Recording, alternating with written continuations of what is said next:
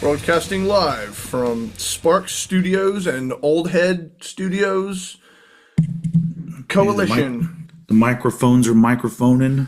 All right. Because The JD is JDing, baby. Oh, look at that. Yeah, boy.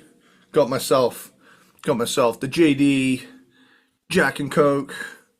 Nice. The Lemmy, they call it. Yeah. It's a good bevy.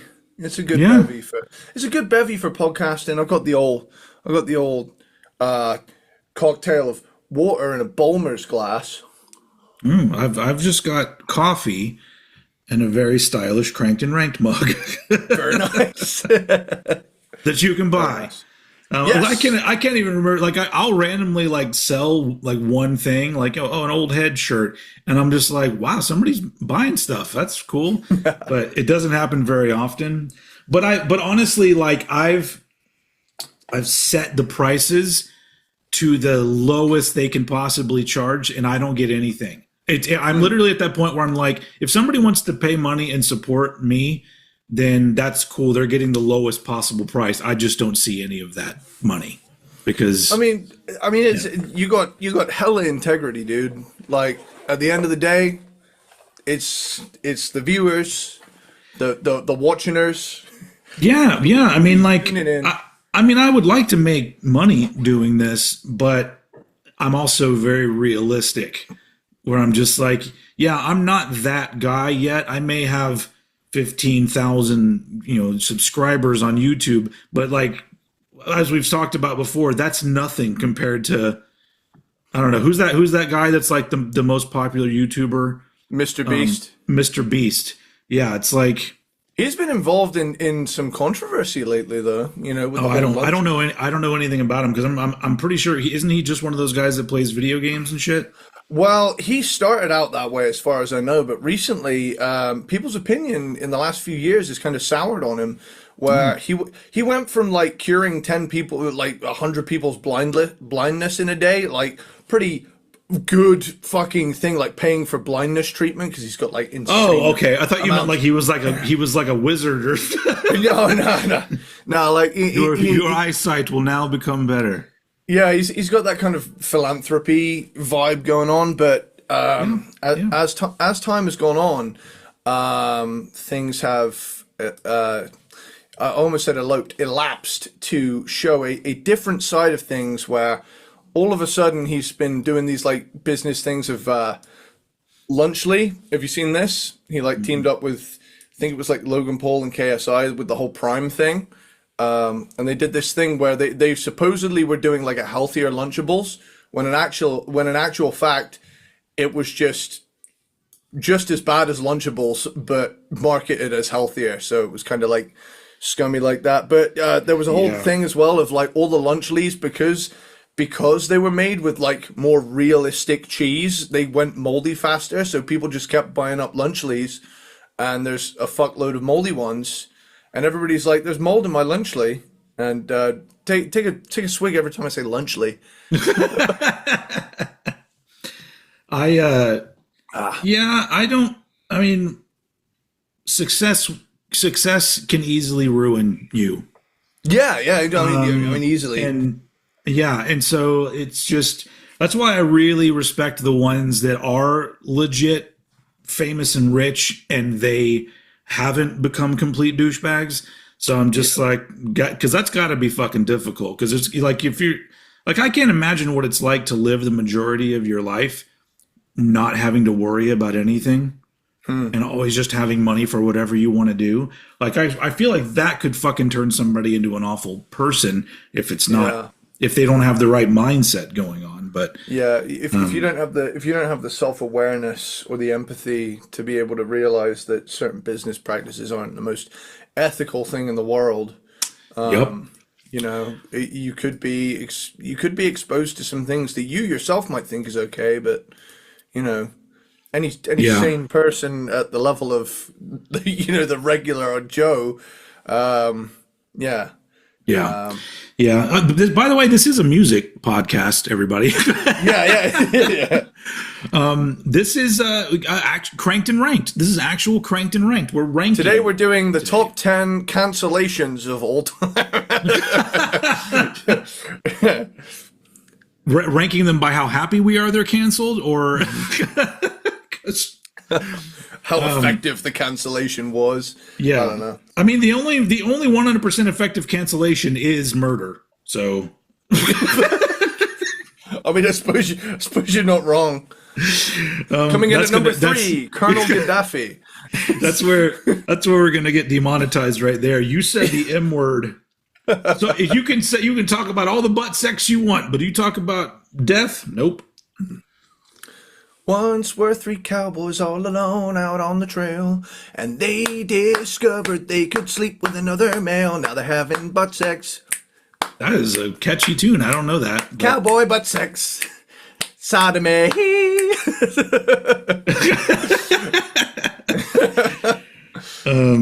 think someone in the other room heard that and then laughed. Yeah. So I'll try it at home. If don't make your mind up until you try it, and then if you don't like it, then you can be against it all you want. You simply don't know until you try it. It's like your vegetables, except this time they're going in somewhere else. Yeah. Don't try your vegetables that way. Yeah. Maybe if you don't like it and you can find another use for it, then cool. But try eating it first because they're good for you. So today is Crankin' and Rankin' our top 10 favorite EPs of all time. Okay. Were you prepared for this? The good news is I am prepared for 2 eventual things. So, the good news is I have done some preparation for the year 2000, but I do have top 10 EPs also. So am I wrong? No, you look at the schedule. I've looked at the schedule, and you are right. The schedule that you made. You gotta remember something. I have the vibes of someone who sustained a very serious head injury about 10 minutes ago. Yeah. But yeah, don't worry. Even then, number 2 is not the year 2000 either. Yeah, I know. And I like, as soon as you said that, I was like, oh yeah, shit. Because initially it was the year 2000 that we were doing. But the good news is I am fully prepared for this eventuality. Okay, good, because I got my records out and everything, and I've been this is like the kind of thing that I spend an entire week having conversations with myself in my head and trying to desperately figure out, well, what are rules that I can create for myself so I can actually whittle this down to 10 and put them in an order. So I had to really, it was laborious in my brain. And I'm not even happy right now with the 10 that I picked. I mean, I love these 10, but I left some out, and I'm hoping in certain respects you can pick up the slack on your end with your 10. So maybe ones that I might have left out might end up being talked about, So it is one of those things. I treat this like it's a legit job, and I got to get it right. Yeah. I honestly think there's jobs I've done in the past where I have funneled way more passion into this than anything I ever did at those jobs. I did way more work for this episode than Mr. Beast did researching the Lunchables he was making. Yeah, and it shows. And then I don't get paid shit. You don't go to a grocery store to see my stupid face. What kind of a world would that be if I had my own cereal? What would they be? Old head. Old heads, young bowls. You're young balls. Yeah. Cranked and ranked cereal. I don't know. Anyway. It could be one of those like fake feud things where like they have the hero on one box and the villain on the other, and you'd have like, you know, one was maybe like vanilla and one was chocolate. I don't know. Maybe it could do. That's possible merch down the line. Yeah. We could really lean in. We could really lean into the stereotypes of our countries, and like mine is like hamburger flavored, and yours is like baked beans flavored or some shit like that. fry up flavor cornflakes, mate. Yeah. Dude, anyway, top 10 EPs. Like, what? Yeah. What are we doing? We're gonna make a cereal now? Yeah. I've just thought, yeah, that'd be a fun cereal. I'll tell you at the end. I want to patent that. Okay. Yeah. I just had a really good idea. So yeah, top 10 EPs of all time, and I even decided, just to make room, that I was like, oh, I'm not going to include anything that has more than 6 tracks. And then I ended up including one that has 8 tracks. But then we will get to that. But then the same amount of songs that are coming out on the Sage album pretty soon, which ties in. And as you told me, then the viewers may have heard a bit of a Sage song in the intro. Oh yeah, because you just got to remind me which one it is I'm supposed to play. But I will put it in there. So the music you hear at the beginning is not the normal music. That is a little slizzle-liffy of a new Sage song from their forthcoming album, which is called Blinded, which comes out in time for Christmas. So you guys could get it for a loved one for Christmas. As an online link, as of right now. Yeah, you just send them a link. It's the love involved in it that matters. It's the thought that counts, absolutely. But November 28th, the album should drop, which I'm really excited about, because we have slaved over that thing for the better part of at least 2 years in terms of production. Can I call an audible, but it's not really an audible because it's not for this episode. Go ahead. Do you want to do a Sage album release episode? And could you get your whole band in that room? Yeah, easily. I know I'm fucking up our schedule, but I'm just like, if you want to do that, I'd be down just to like. It's almost like I'll interview your band. Yeah, and it'll be like a album release special we should do that. It's your fucking band. This is your show. It sounds like fun. So talk to the dudes, and whatever it might be next week's it might be what we need to do, because I think our episodes come out on Wednesdays. Yeah, I'll have to see if they can get Sunday nights off. When did you say it's coming out? November 28th. November 28th. Yeah. So we can do it next weekend or the weekend after. We can just do it'll come out after the albums come out. I guess it doesn't really matter.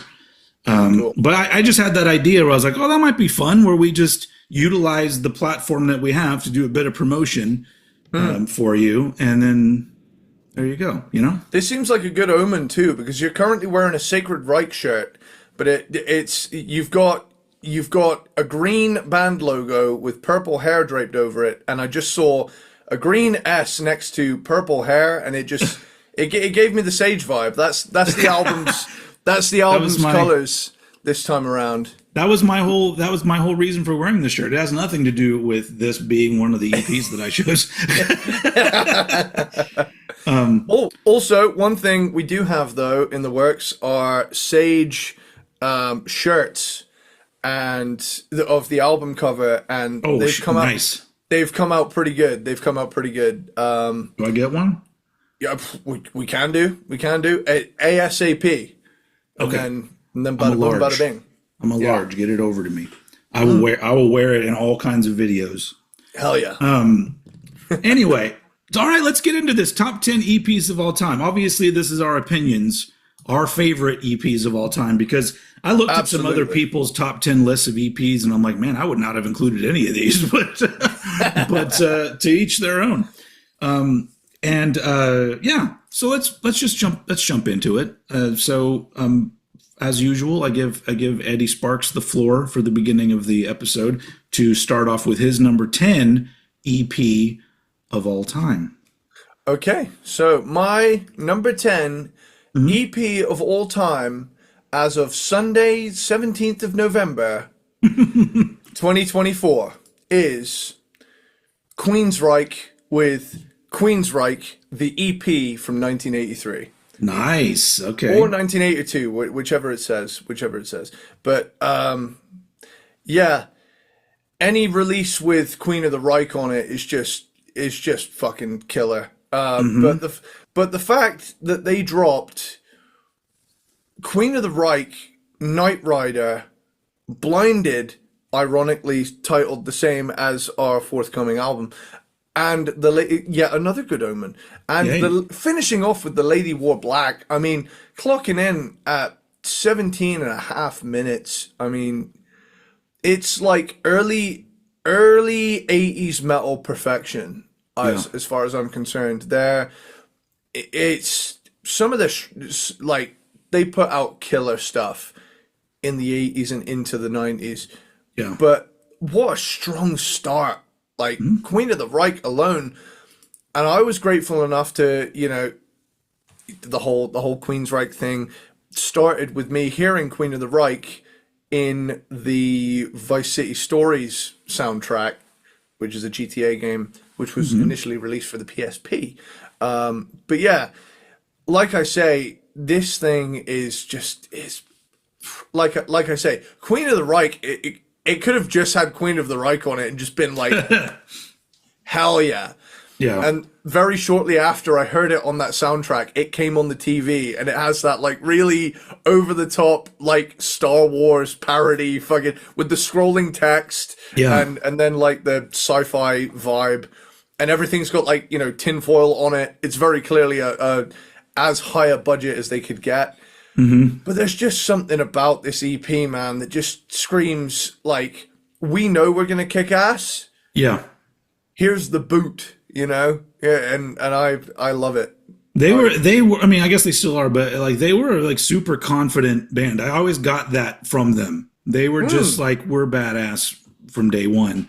And there's a really sorry, yeah, as you were saying, sorry. I was gonna say there's a really early performance of them doing Take Hold of the Flame from the album The Warning, and it's one of those vocal moments that's like vocal coaches will do YouTube reactions to, where it's like, oh, these guys are fucking amazing. Yeah. And this is the embryo of all that. And All Music once again is showing what it knows when it gave it only 3 stars. So they can suck it. So yeah. However, the Collector's Guide to Heavy Metal gave it 8 out of 10. So, Martin Popoff once again with another absolutely based take. So yeah. Hey, I just did a book review of one of his books. Yeah. I love me some Martin Popoff. The what's it called? The we didn't pay for that. Or get paid for that.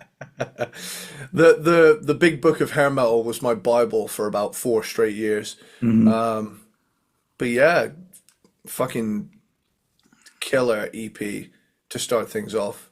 Nice. Amazing. Yeah. Cool. Well, my what year was that EP? 84? It says released 1982 on the actual EP's thing, but on Queensryche's thing it says 1983. So it's before 84. Yeah. Somewhere around there. But so my first one is from 1985, and this one it had to be included in this list because it's very special to me. It was the very first EP I ever owned in my entire life. I had it when it came out, and it is David Lee Roth, "Crazy from the Heat." Nice. which is a fucking blast of an EP. And I remember like this was the first thing that came out after I discovered Van Halen, because I got 1984 and I was really into 1984. And then all of a sudden this came out. Yeah. And, you know, I was a kid, so I didn't know the ins and outs of what was going on in Van Halen. I was just like, oh yeah, I like David Lee Roth, so I bought this. And it's just a fucking blast. It's just 4 really fun cover songs. Easy Street, Just a Gigolo, California Girls, and Coconut Grove. All 4 fucking great. And yeah, I don't know. And I've always really liked the cover. Like, I'm not an outdoors person by any stretch of the imagination, but the water's colors and things is very pleasing to the eye for me. That album cover always gave me that Vice City, Miami Vice vibe. So I always found myself looking at that album cover for a while, and not just because David Lee Roth is one sexy motherfucker, but you know, it's simply down to the fact that it's got that awesome 80s beach vibe. Yeah, and it's got the crazy text on it, and I would hazard a guess he's probably somewhere near Miami, if not in some sort of, you know, more tropical I would hope he's in California, because we California Girls. This is not Florida Girls. That doesn't have the same ring to it. No, for sure. Anyway, that's but the water though. Yeah. So that's my number 10. Crazy from the Heat from David Lee Roth, which it's stuck with me for we're talking almost 40 years now since I've had it, and it's always been a good time. So moving on to number 9. I have a question before I talk about this release. Sure. When we did the Dream Theater episodes, did we talk about the Change of Seasons EP? I'm sure we did, but I don't think we ranked it. Yeah. Okay. So that gives it away. That's my number 9. All right. Yeah. Cause it was already such a daunting task for me, cause I didn't know any of their albums. I think we just stuck with the full lengths. Yeah. Yeah. And the crazy thing about this is, despite the fact that it is a 5-track EP, it clocks in at 57 minutes and 37. Hey, it counts. It counts. So basically, it starts off with A Change of Seasons, which, as far as I'm concerned, is a fucking amazing prog metal song. And really, the best version of that was on the live Scenes from New York show, which, fun fact, you know, it's an early 2000s, you know, kind of thing. While I'm thinking, because we were initially going to do the Y2K episode today, but it's 5. Yeah, I would not have been ready for that at all. No, me either, really, when I think about it. But yeah, the, what's it called? Live Scenes from New York. Actually, I want your live reaction to the very poorly aged album cover for that. Okay, okay, so what am I... I want you to type in Dream Theater Live Scenes from New York. Live Scenes from New York. Now you gotta go on the wiki and look at the original album artwork. Okay, original. Bearing in mind this album came out the same day. I didn't realize that. I did not realize that. This album came out the day it happened. For those who don't know, it shows a burning New York skyline with the Twin Towers in it. And the album released the day it happened. And it's one of those really spooky coincidences that just happened. But all in all, it's an amazing performance of the song Change of Seasons. But like I say, they also added, even though that is like a 23-minute long song, it's got like live covers on it as well. Yeah. So there's Funeral for a Friend / Love Lies Bleeding, which is Elton John. A cover of Perfect Strangers by Deep Purple. The Rover, Achilles' Last Stand, and the song Remains the Same, medley by Led Zeppelin, and then there's one at the end called the Big Medley, called which includes "In the Flesh" by Pink Floyd, "Carry On Wayward Son" by Kansas, "Bohemian Rhapsody" Queen, "Lovin' Touchin' Squeezin' by Journey, "Cruise Control" by Dixie Dregs, and "Turn It On" by Genesis, which is a pretty bad. That's a great ending right there. They got a little pretentious there for a little bit, but I mean, to be fair, I'm under no illusions. Dream Theater have the musical talent to just play whatever the hell they want and just, sure, like, show off. Yeah. But you know, when this EP came to me, I was like, oh, this one song would be like most of any other band's album, and Yeah. it kicks ass. And the rest of the covers are done really well, and pulled from live performances and whatnot. And like, thing is, like, people's critiques of Dream Theater, I get, but they were like the first musicians band that I ever got into. Yeah. So I was like, you know, whoa, look at what fucking John Petrucci's doing. Look at what Mike Portnoy's doing. You know, everybody in that band is, you know, amazing. With that, that's my number 9. So Cool. Sweet. over to you.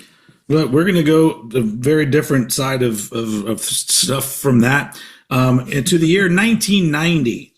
And it's the first, well, I mean, it's technically the second EP from this band, but it's you know, I don't know. I prefer this one. The Sweet Sounds of Excess from Fudge Tunnel, which is, you know, this is before their first legit album, and their sound is a little bit different. It's still sludginess, but it's got more of a, I don't know, more of a punky vibe, I guess, in some of it. But I really, really, really like all Fudge Tunnel. So this one is I don't know. They're one of those bands that they just, every single thing they put out is just a little bit different from the thing before or after, while still remaining very much this sort of noisy anti-metal stuff. I don't know if it's I don't know what to say.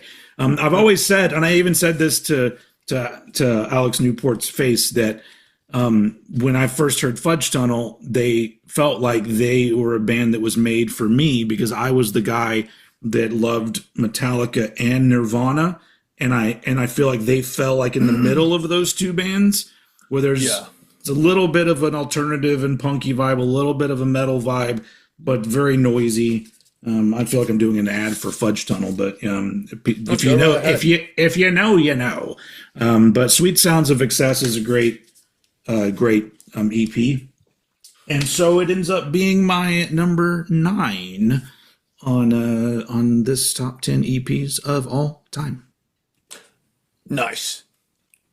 Cool. Well, I'm going to take things in a bit of a sillier, more kind of fun direction with my number 8. My number 8 is Mundus Intellectualis. Oh, nice. Yeah. This is an EP from the band Scatterbrain, who we did an episode on around this time last year. Okay. And one of my favorite, more recent discoveries in terms of music, because, you know, they're the classic example of crazy talented people that don't take anything seriously. The line here on their wiki page: they perform distinctive live shows which might combine a Mozart medley, a Motorhead cover, cross-dressing, and a chicken costume, but also being able to back it up with sheer musical chops. And to those who don't know and might know Ludacris, this is the band that Ludacris became.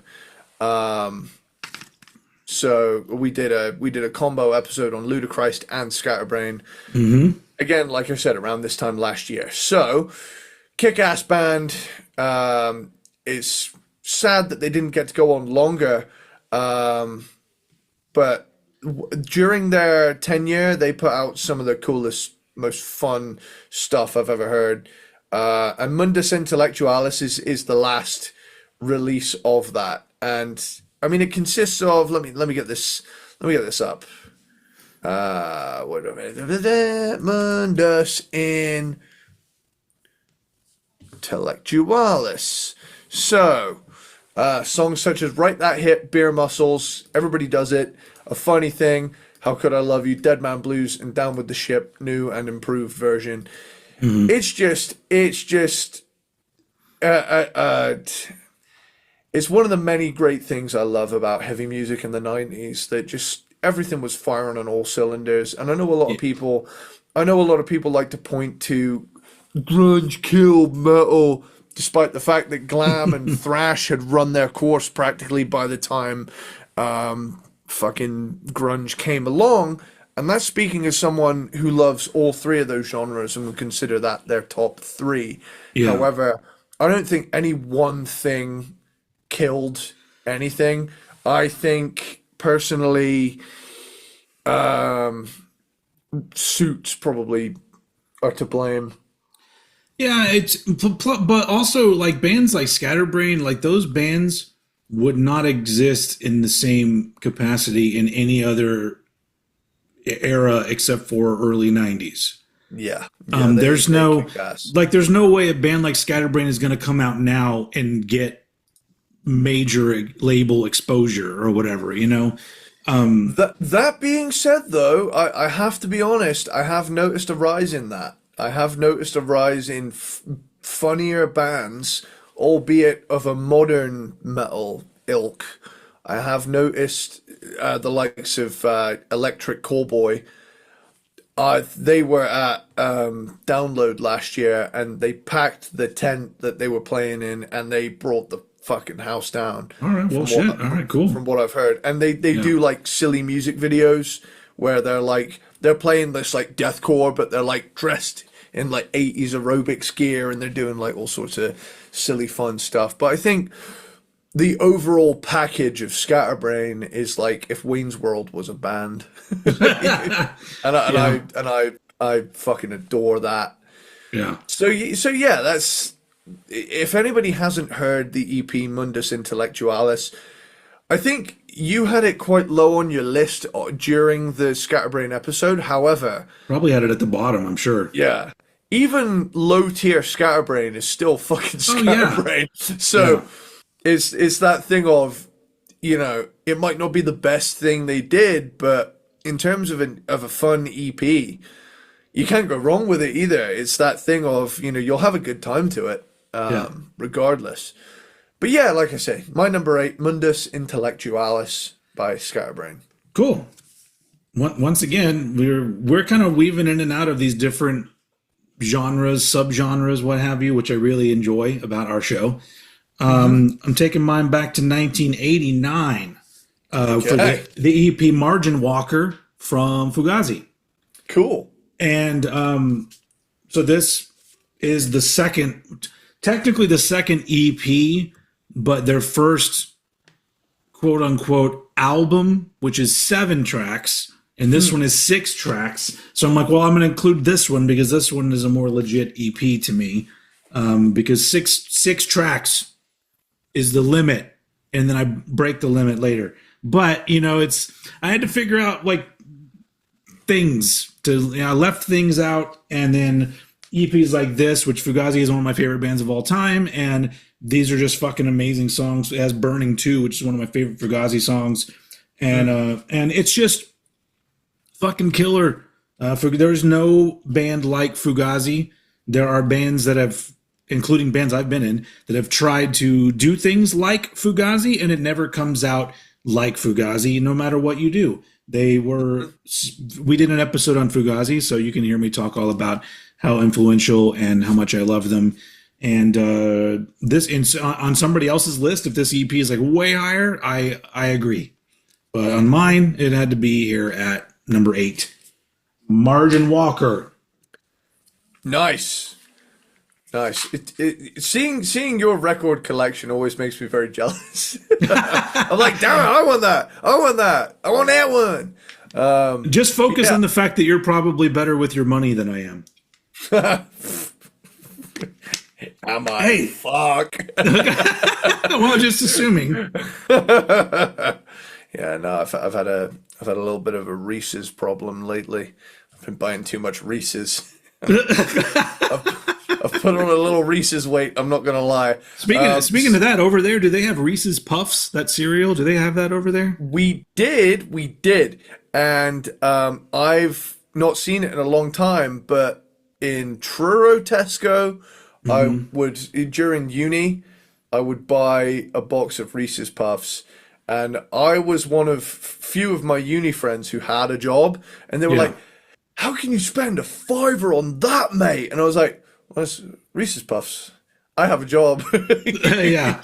You know. Plus Reese's Puffs, that is legit delicious cereal. Like I'm very weird about cereal because some cereals are just like, eh. But then and if you give me like Cocoa Puffs, that doesn't do anything for me. But for some reason you change that to a peanut butter flavor, whoo, it really does it for me. Really does it for me. I'm not gonna lie, Reese's really tapped into some shit when they put the peanut butter in the chocolate.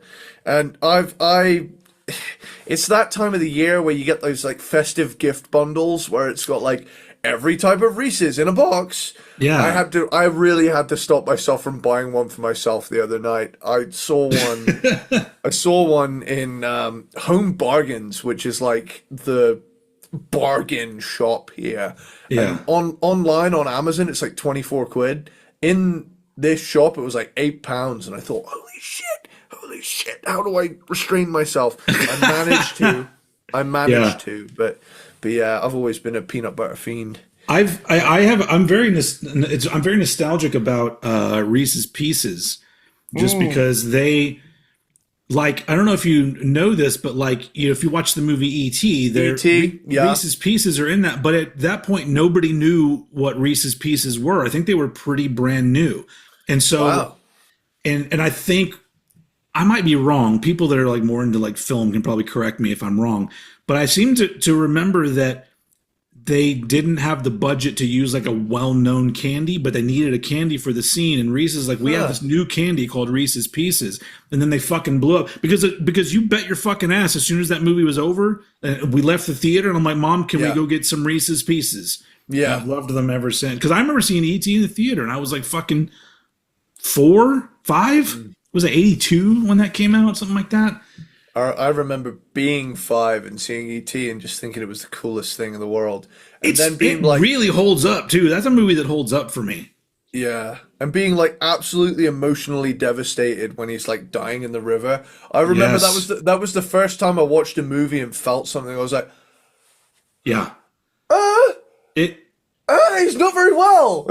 Yeah. You know? But the thing that always is always crazy about that movie to me is that it was like a box office smash, like I think at the time the most successful movie ever when it came out, and it's really dark. Like there's not just in tone, but there's in film quality. There's like a noir vibe to that movie, and how in 1982 they made a movie where you manage to take a relationship between a boy and an alien seriously. Yeah. You know? Yeah. Because it's like they tried in other movies and didn't work out. You ever hear about that one, Mac and Me? Oh fuck yeah. Yeah. Yep. Yeah, that was it wasn't that the one that was sponsored by McDonald's or whatever? Yeah. Yeah. Anyway, dude, Reese's Pieces just set me off. I love the rabbit hole of awful 80s movies. You ever seen Troll 2? Not in a long time, but I have seen Troll 2, yeah. They're eating her. And then they're going to eat me. Oh my God.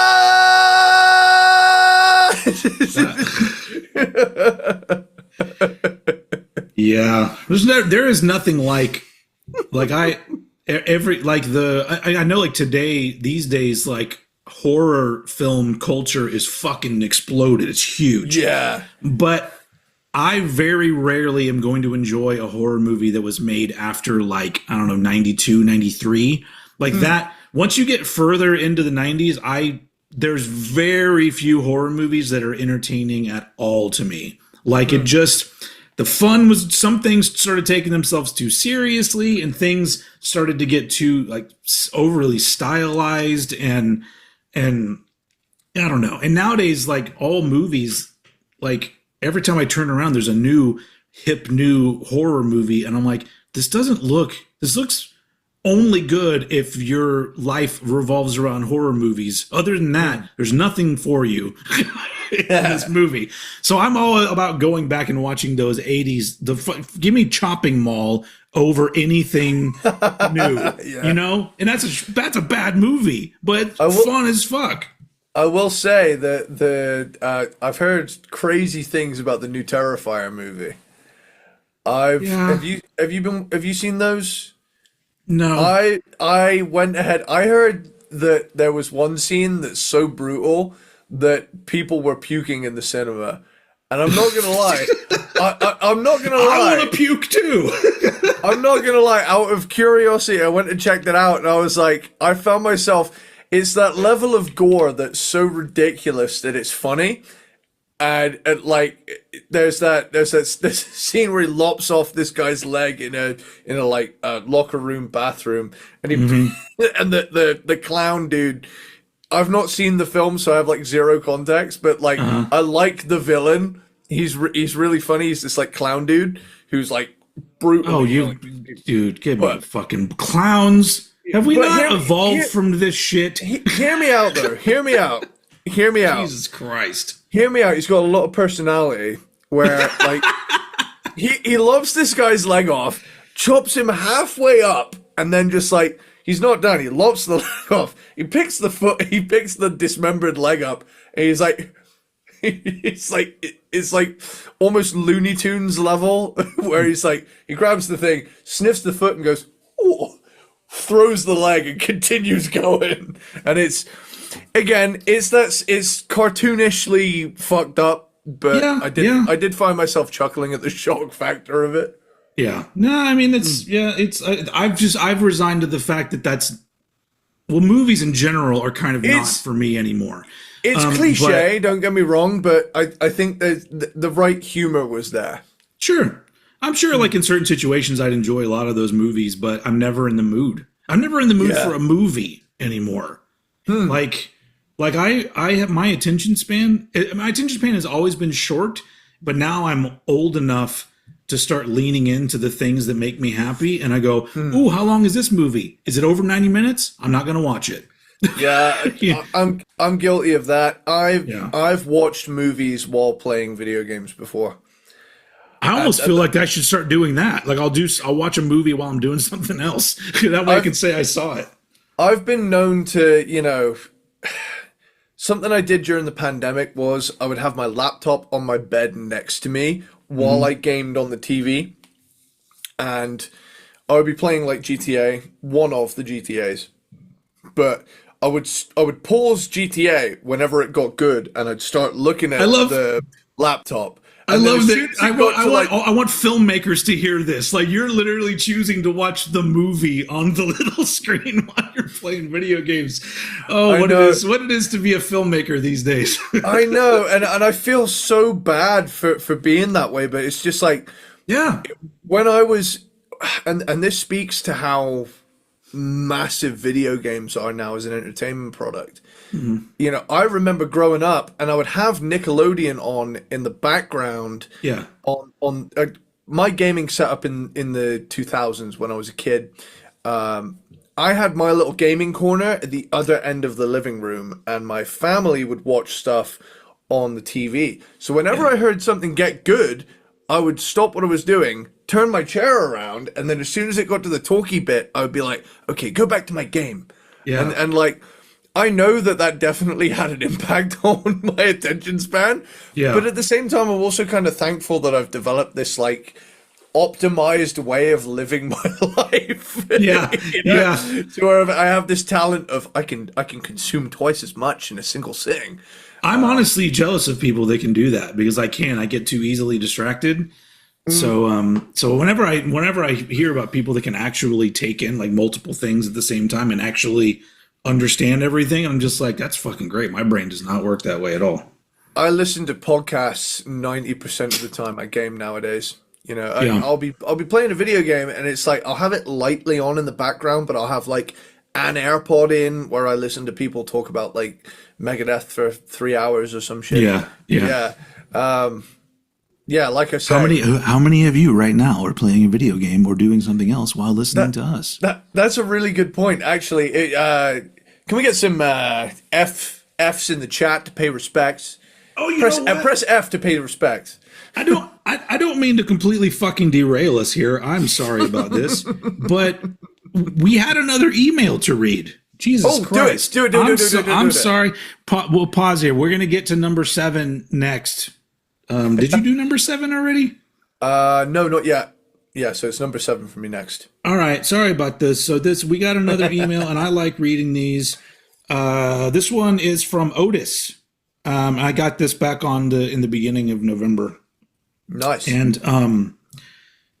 all right. So yeah, thank you, Otis, for the email. And hopefully you're listening to or watching this, so you'll actually see it. I tried to remember to do it at the beginning of the episode, and obviously that got fucked up. Anyway, hey, old head, and Edward Sparxx. He was very traditional there. I'm a huge fan of Cranked and Ranked for about 2 years now. You would know me as Weed Nose. If you see Weed Nose like on Instagram and whatnot. Mm-hmm. And I have loved it since the moment I found it. You don't know how frustrating it was to try and find reviews of albums or other album rankings where everyone acts like their opinion is right, and if I disagree at all, I'm wrong. Yeah, that happens a lot out there. Finding your podcast was so refreshing because it felt so honest and real compared to everything else.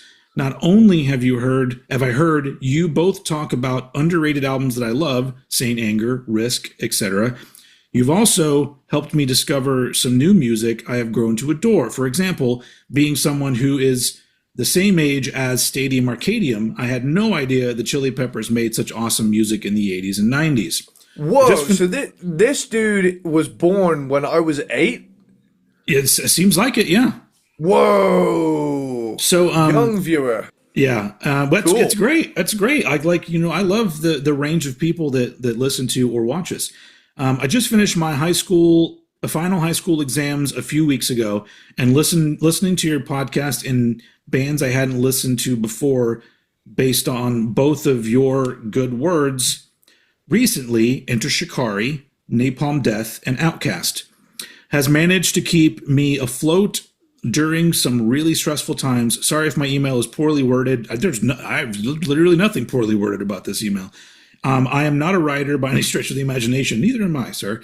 But I felt like you guys deserve so much more praise than you get, no matter how many positive emails you receive. We love getting them. I'll never get tired of reading emails like this. Sincerely, an avid peanut butter platypus and or Belvedere ball sitter and or aluminium squirrel, and then he put in parentheses Christmas dog. P.S. I have some slashed and mashed suggestions that I have my own playlists of. Number 1, Theater of Pain and Girls, Girls, Girls. Which honestly, yeah, those are like 2 of my least favorite of that original run of their albums, and I think that would be good to put together. I'd be down. The John Bush Anthrax albums, which I think we already have plans to do that, so that's a good one. Yeah. The Cannibal Corpse albums produced by Eric Rutan, which that's getting increasingly more and more. We should do the Scott Burns ones. 80s Rat, which, Nice. I mean, yeah. Modern Alice in Chains, that'd be an interesting slash and mash. And Modern Testament, which would be another. But where does that even start? You start with Formation of Damnation, and then like once Alex is back in the band, and go from there. I would say New Millennium onward. I would say. And then his sign off thing you'll love. He says, still waiting on the ranking of the GTA Vice City radio stations. That I'm pleased to announce could be coming quite soon, because I'm down. Yeah. 2025. We have plans for 2025. So thank you, Otis, aka Weed Nose, for that amazing email. We appreciate it. We We preach all of those things. Oh, I just created a new like slang term. You know when you chop the end of a word off? Yeah. Preach, dude. Anyway, oldheadpodcast@gmail.com if you want to send us an email, or you can go to oldheadnetwork.com, which is like the one-stop shop for all my shit. And there's a form there to send me an email as well. But we love hearing that because, I think I said it last time we read one. I think you and I both have those days where we're like, who's actually listening?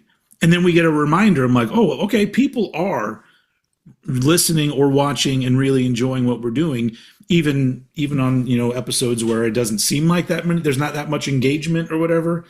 But I think in the long run, that's probably what is setting us apart from other podcasts and stuff, is that we don't just stick to bands that are going to get us a lot of clicks. Yeah, we do what we want, you know. And that's one of the best things about this show is from day one, what is it? Within like the second year of us doing this, mostly I think the first, and this is not me tooting our own horn here, but the fact that the first hip hop artist we ever wanted to tackle was DJ Jazzy Jeff and the Fresh Prince. Yeah, we had some hot takes from the get go. I mean, what was the first grouping of bands we did? I think we covered, what is it? Slayer, Motley Crue, and Nirvana in the first 3 episodes. So we were like, we're not elitists of any kind, really. We have our biases for sure, but everyone does. Yeah, I don't. Yeah, all I want to do is just keep things positive, and even if we're talking about music, and we're ranking something and we don't like something, I just want to maintain some sort of level of respect for the people that do enjoy it, because I don't. That's the fucking worst thing in the world. We should all just be sharing music with each other, and then if it's music that you don't like, your response should be, "Oh, cool! I'm going to go listen to the music I like." Yeah. I don't need to hear from you. Yeah, as far as I'm concerned, if your music's not hurting anyone and it brings value into one person's life, it has value. Yeah, I agree. At the end of the day, I think if it makes someone's day better, it was worthwhile. Yep. And that's the feeling we get from emails to this show. We love it. If we've helped you out when you have a final exam and you feel less stressed, then that is way more than I ever expected to accomplish with a podcast. So we both know what it's like to feel like shit, and having having someone who just talks about something that you like and being able to hear a conversation about that. Yeah. It's just it can be such a game changer. I can remember there were podcasts that got me through some shit in the last few years that were just instrumental to that healing process. Yeah. So absolutely, it's surprising. We're happy to be here to help you with healing in any way. Absolutely. That was a huge diversion. I apologize for that. It was like first it was Reese's. And we're here to come in your ear, pussies. And we're back. So the top 10, the top 10 EPs of all time. We had stalled at number 7 because I had just talked about Margin Walker by Fugazi. Fugazi. Now they got some interesting lyrics. Anyway, I brought that up during the episode that there was a Best Buy commercial with these 2 dudes talking about music, and that was what the one guy said. Fugazi. Now they got some interesting lyrics. Anyway. Such a fucking quote, man. It's just what a hello, fellow human. This is how we communicate. I too enjoy your human music. Speaking of, anyone know anything about any launch codes?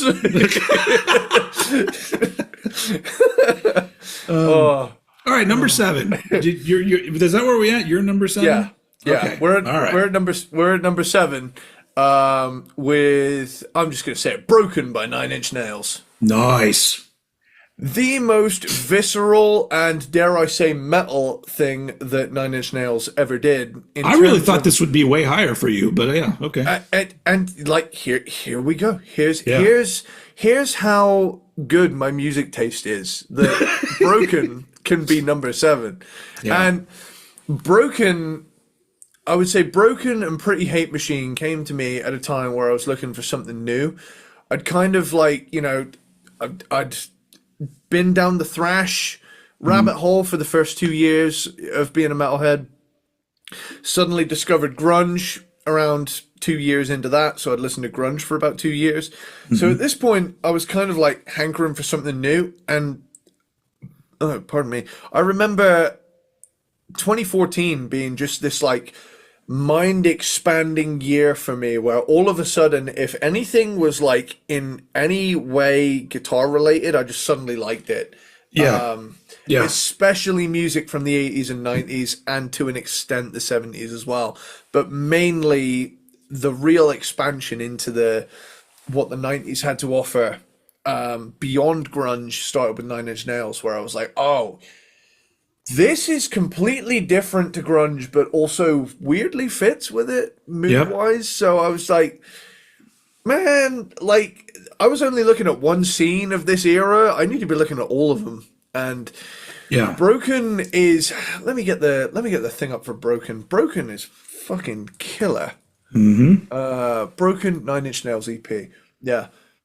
I mean, it's like over a half hour, just over a half hour of just kick ass fucking music. And like there's a few little moments on here that are like interludes, Yeah. and a couple of covers at the end as well. But every song here just feels like a necessary step in just this absolutely fucking killer song.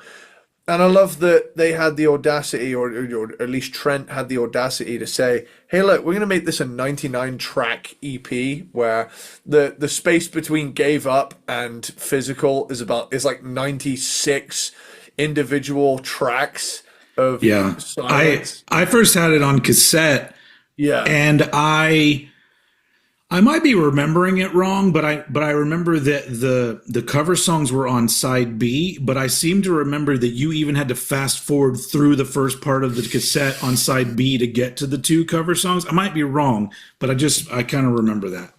Classic Nine Inch Nails trolling. Yeah. I'm not gonna lie. I've always had this.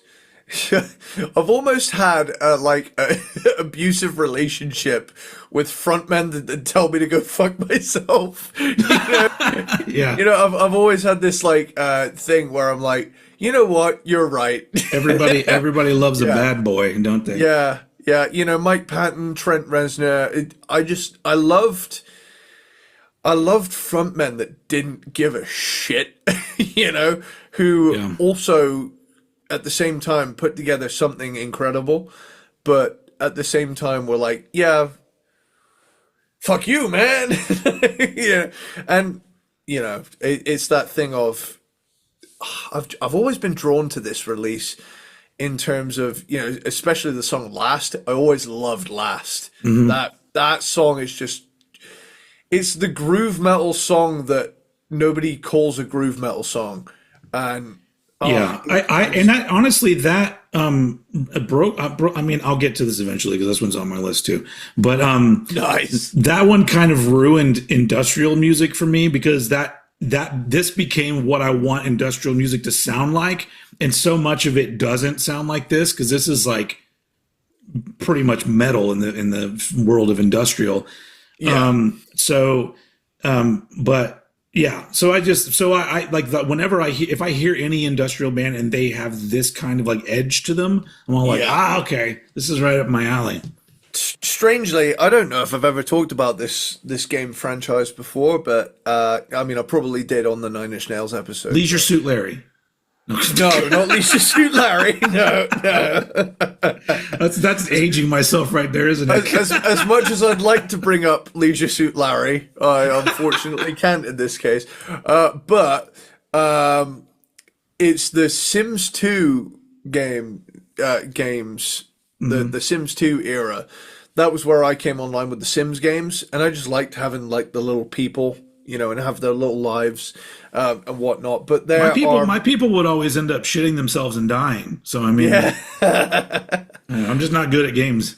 Oh man, I would just grind promotion stuff, and then I would get like the cool furniture and stuff, and just pimp out the crib. But yeah, like I say though, the thing that drew me to industrial music was the fact that I always played the PS2 versions of The Sims 2 growing up, and there was a nu metal station in Sims 2, and there was an industrial station in Sims 2. They were both very loose with their definition of nu metal. I mean, there was a Trivium song on the nu metal station. Oh, it was legit songs.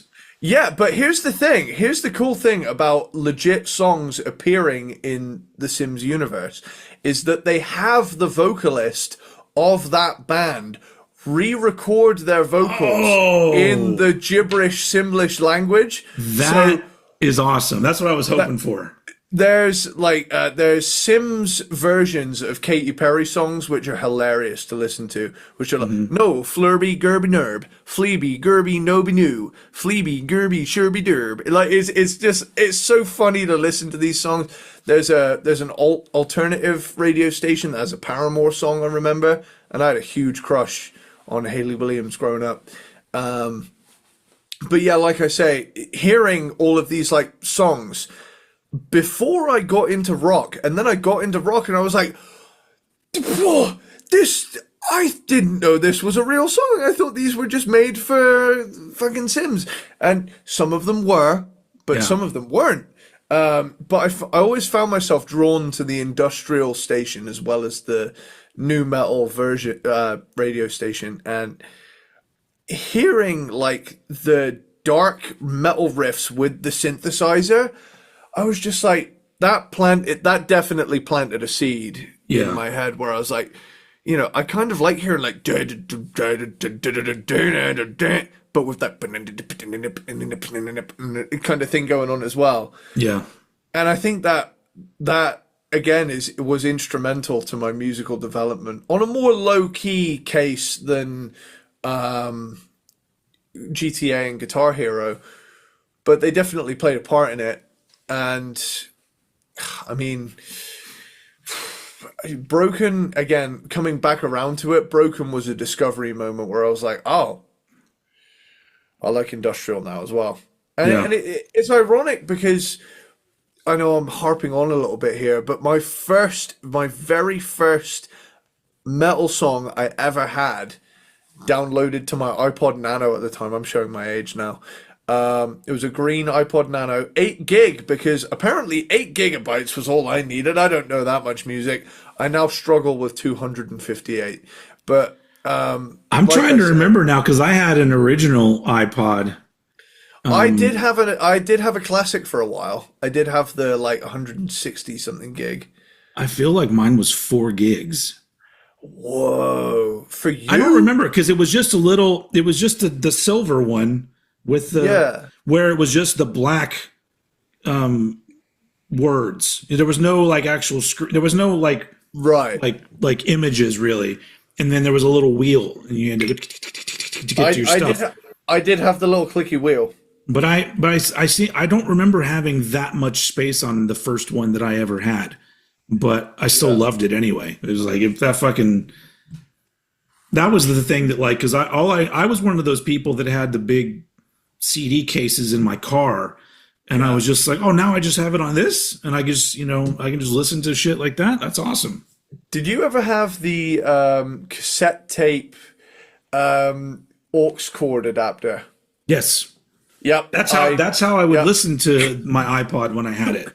Yep. Yeah.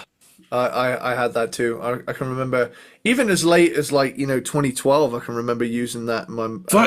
Fuck! I had a car that only had a tape player, and so I used the tape thing to play my portable CD player. And so, but then of course, like you'd go over a bump, and then the CD would skip. Yeah. I tried my best though. That was the crucial fault with the Discman was that it would skip. It would make you a better driver though, because you'd be like, well, this song's way too fucking good. We're gonna go the speed limit, and I'm gonna watch out for potholes. Man, I've got a terrible habit with that. I had one time where I was on the dual carriageway, and I found myself creeping up quite a lot, and I was listening to "Inside Out" by Warrant, and with that like, dink dink dink dink dink dink, as soon as those vocals creeped in, I realized I'm doing 93 miles an hour. I need to back off. Yeah. So for sure, I've definitely been in the driver's seat with a few songs that maybe I shouldn't be listening to. But one of those on Broken is Gave Up. Gave Up fucking rules. And it's got that weird thing where it's not double kick, but it has that feel to it. There's that kind of thing. I always loved every song on this EP, and it flows together flawlessly. And this is I'm gonna go very, very Cornish here.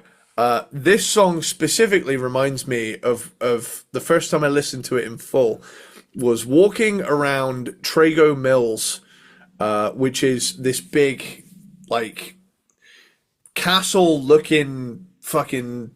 It's really hard to explain. Long story short, it's this big shopping mall-esque thing that hasn't been, that there are many things inside that have not been updated in a long time, and it looks like a bit of a time capsule. Most notably, the staircases got to 1968 and gave up. They look how they would have done then. So it's this cool otherworldly experience. If you ever find yourself down this way, I will have to take you there. Not the first when this is the first time I've ever like thought this, but like they need to make a Cornwall shirt, but it has to be like with the corn K, the K from corn. Yeah, Cornwall. Somebody work on that. Yes, and then send it to me and Old Head ASAP. Because we need to rep the Kerno, as they say. Yeah. Anyway. Yeah, like I was saying. So Broken, Nine Inch Nails kicks ass. Over to you with your number 7. My number 7 is my T-shirt. Surf Nicaragua. Nicaragua from 1988 from Sacred Reich. This is a blast of an EP. I love it. I love Surf Nicaragua. God damn it, Nicaragua. Woo! And One Nation. The two like newer tracks on this are fucking great. Then of course you get a cover of War Pigs, and then you get like a updated version of an old demo song, Draining You of Life. I think the online versions actually even have a couple live tracks, but this original one just has the 4, and I just love it. I love the artwork is fucking classic. The songs are just ridiculously fun, and I never get tired of it. This is easily one of the most enjoyable EPs that's ever been made, and absolutely, it's just awesome thrash, and it's fun, while also being about something important, which is what I loved about thrash metal, is that you would have bands that would take things from an angle that maybe was adding a little bit of humor, a little bit of levity, but also they would be actually singing about real shit. But as we've learned over the years, a lot of people didn't read the lyrics, but I did. I read lyrics. So that's my number 7. I'm trying to keep things moving. That is Surf Nicaragua. It's also the second album cover on your list so far to feature the ocean. So it's true. I'm sporting a nautical theme here. I think that's it. There's no more oceans. Yeah. Anyway, my number 6, the SpongeBob soundtrack. I'm a goofy goober. Rock. Oh man, yeah, I fucking love it. Those first 3 seasons of SpongeBob and the movie are some of the most timeless things. I'd say that they stand up there with Looney Tunes. Oh yeah, yeah. I think I'm gonna go on record and say a lot of Looney Tunes haven't aged well for me. Like some of them are just downright boring and not that funny. But it's also a time thing. I know, I understand that. Yeah, I'm a huge Looney Tunes and Hanna-Barbera fan. I've got fucking Dexter's Lab on my T-shirt, but I'm a big animation fan. But it's so weird because the stuff that I kind of enjoyed because it was more aimed at me was like Tiny Toons and Animaniacs and there was a show called Freakazoid that was on and I enjoyed that kind of stuff but even then I was getting a little too old for that stuff at some point but I still enjoyed it anyway. I've always been drawn, like even from a young age, I've always been drawn to stuff older than myself, and two cartoons I watched. I would stay up late on Friday nights after I would go to youth club, and then eventually when I got picked up by my mom, and she would bring me a Lucozade to drink on the way home. That's like an energy drink over here. It's okay. Originally, it has a medicinal history where it was prescribed to people, but eventually they marketed it as an energy drink, like I say. But I remember it's like cigarettes. 9 out of 10 doctors I remember recommend Marlboro. I remember leaving the village hall after playing like snooker and pool all night, drinking a Lucozade and thinking, this is like a fucking beer, dude. I'm 10 years old. I'm basically an adult. I'm gonna go home and play GTA San Andreas until 1 p.m., which is a late time for me. But I remember there were a couple like Nick at Night slots that would air before the shopping channel took over here, and it was Rocko's Modern Life and Real Monsters. Now those were and sometimes it would be Ren and Stimpy as well. And I did watch Ren and Stimpy. Yeah, I have always had an affinity for the early 90s. Even when I didn't like register it, I was just always drawn to that vibe. And you're talking to someone who, as of right now, owns the DVD complete box set of Rocko's Modern Life. I don't know if I've ever even seen that show. So it's kind of like, it's like slightly toned back Ren and Stimpy meets SpongeBob. Okay. So it's got the absurd moments of Ren and Stimpy with like the pacing of SpongeBob, and like I know it's a kid's show, but they fit in as many adult jokes as they could. They really pushed the limit for how much you could get away with.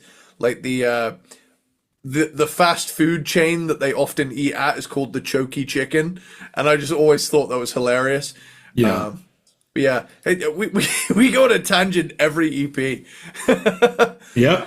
Wouldn't it be great if like the episode about EPs would be like one of the longer episodes? That makes sense. Yeah, I love that. I love that about this show. But yeah, like I say, we're on number 6. We're on number 6. So I just finished Surf Nicaragua, and now it's on to you. Okay, so my number 6. I've pushed a boundary a little bit here. Okay. You pushed a boundary with the Dream Theater one for real. Yeah, I've definitely pushed a boundary here. This is kind of a 2-for-1, but this is how I've always experienced it. Okay. And I'm going Screaming Life / FOP by Soundgarden. Yeah. Okay. So that counts. God damn it. So, and now, like I'm so glad that you brought this EP up because there's 2 in particular that I was hoping you would bring up, and this is one of them. Nice. Because at least Screaming Life for me, because I hate that this didn't make my top 10, but I love Soundgarden. So yeah, I absolutely love this this selection of stuff, and it's like the earliest recorded or like properly recorded of the big 4 of grunge, and it's always been a really cool release to me where I hear a band that would go on to like legendary status, especially with the vocalist, in such a young state, you know. Yeah. Yeah. And I think, you know, with each ensuing release, you know, technically this is a compilation, but really it's two EPs sandwiched into an album kind of Yeah. setup. And I was always really drawn to it, like Hunted Down, Entering, Nothing to Say. I mean, the cover of Swallow My Pride, Fop is a cover as well. But so much of this release just screams to me, you know, Screaming Life. It's always been a super appealing release to me because it's like the earliest but most professionally put together selection of grunge stuff. Yeah. You know, I mean, you know, you've got Green River that comes a little bit before this, but this is like 1987, some of this, and it's so ahead of it, ahead of the curve Yeah. in terms of what would, I mean, I know the time, I know the term ahead of its time. It's kind of redundant. Everything does have its time when it's appropriate to show up, Yeah.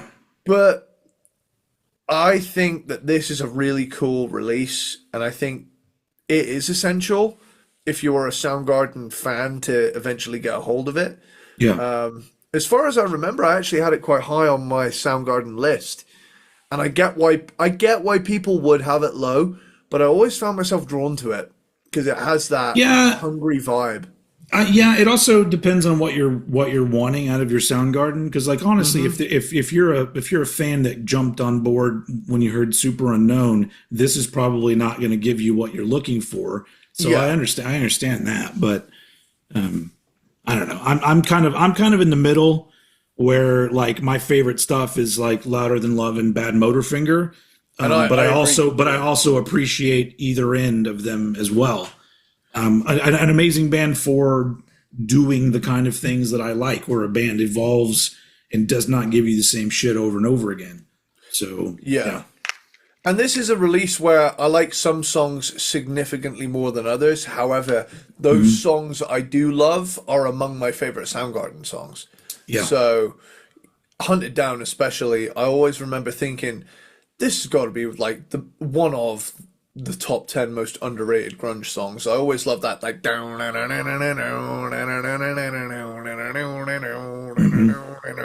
oh, that's just begging for a heavied up cover, which I've always wanted to do. Who knows? Sage might put one together. So I'm surprised you guys aren't already covering that song. me too. But yeah, Screaming Life, Fop, it's great, and Nice, I agree. I think it's underrated. I think it's massively underrated, if anything. Yeah, So yeah, yeah. I'm glad we got to talk about that one. My number 6. I'm going to be super quick about this because this is going to be on your list, and you're going to have a lot to say about it. My number hell 6 is yeah, As Ugly as They Want to Be from Ugly Kid Joe from 1991.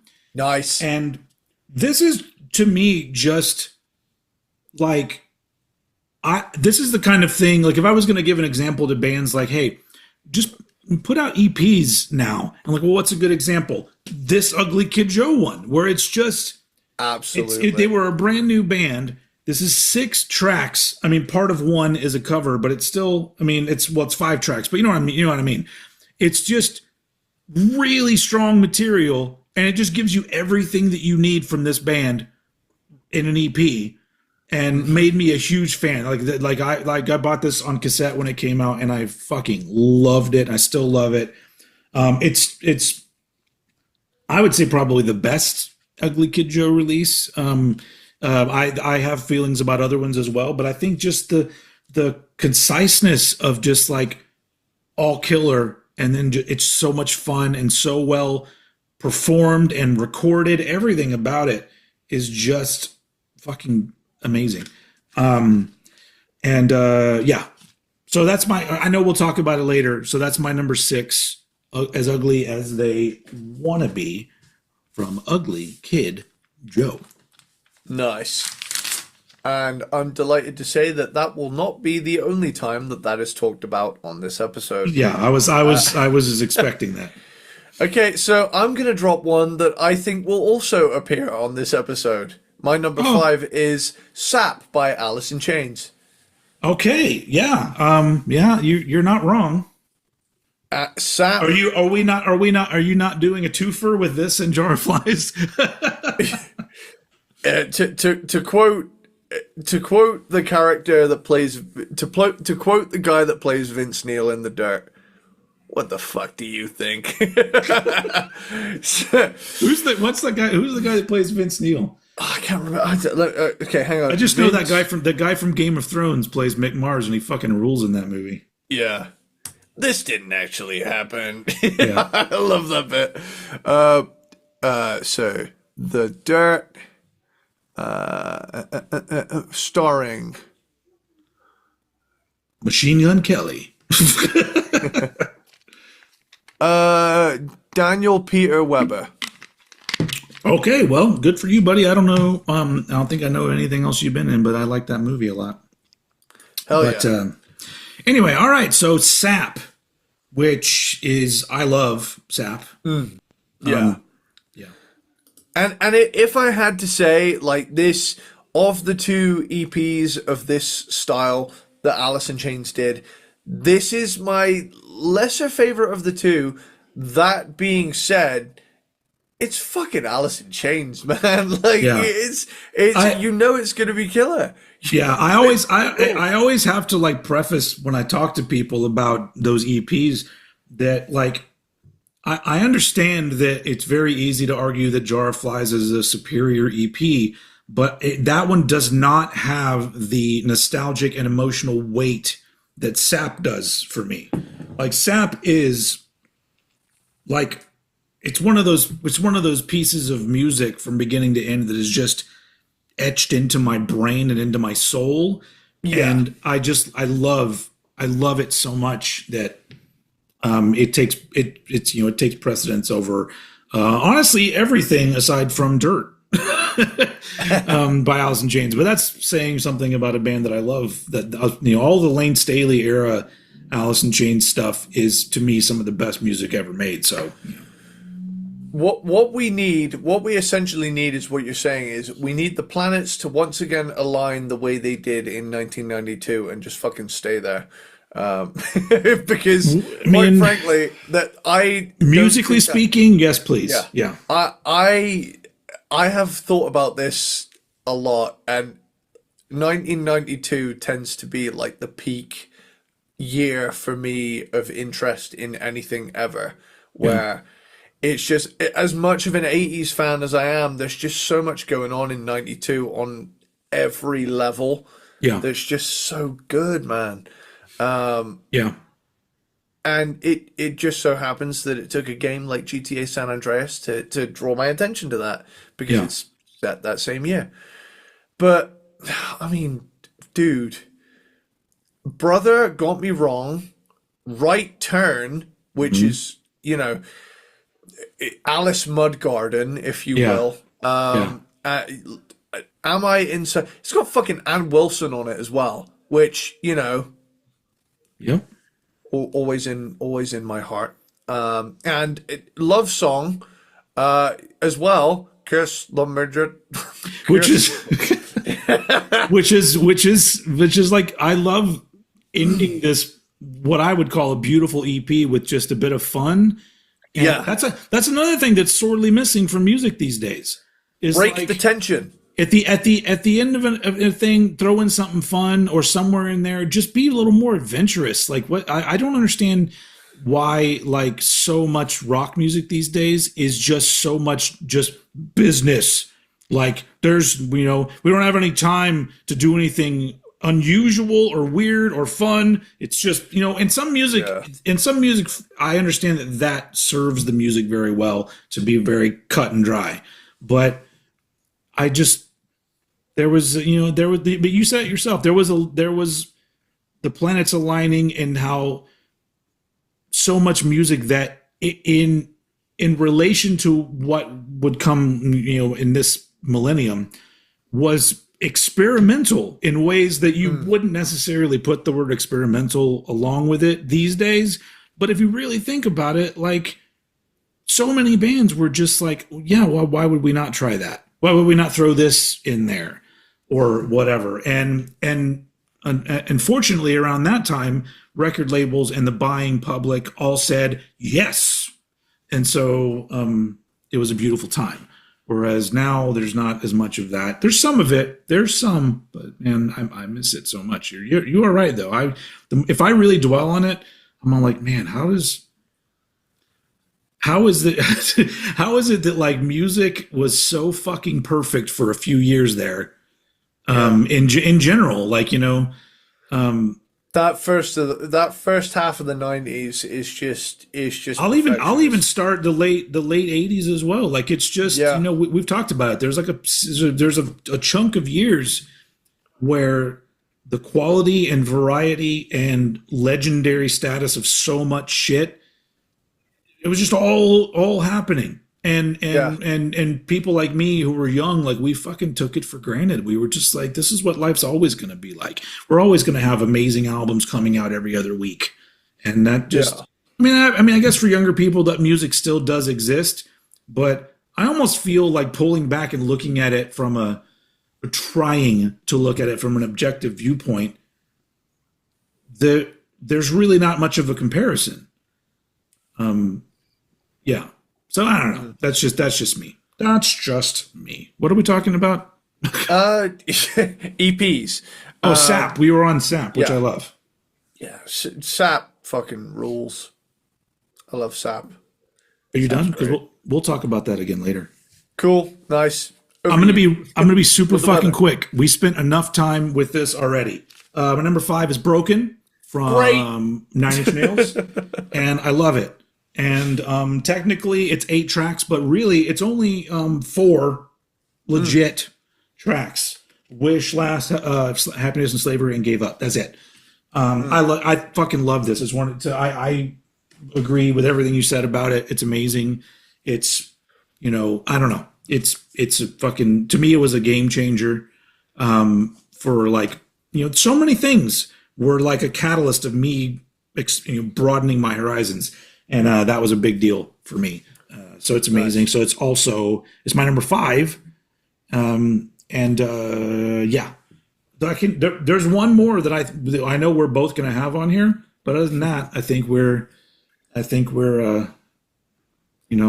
like where this is going. We've had a lot of good diversions and some tangents and things like that. And we've really been kind of moving around the world of the music of a certain time period, because we haven't done anything prior to the or after 892 or so far. Oh no, you did Dream Theater. Dream Theater counts.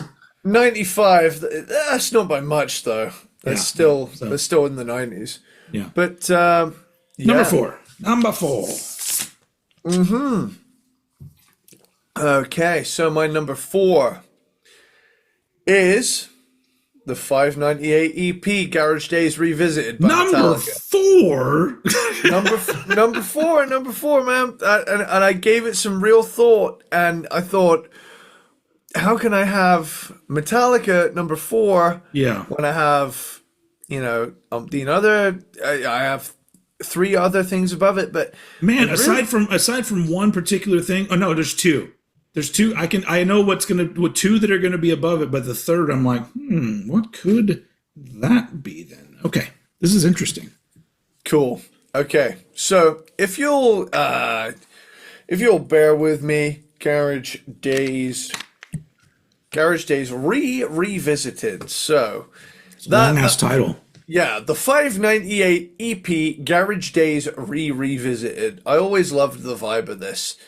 And it's only 5. It's only 5 tracks. Well, 6 if you count Last Caress / Green Hell being the Misfits track. But I mean, dude, Helpless, The Small Hours, The Weight, Crash Course in Brain Surgery, and Last Caress, Green Hell are so baked into my mind as Metallica songs as they are original songs. I'm not afraid to say I prefer these over the originals of all these songs.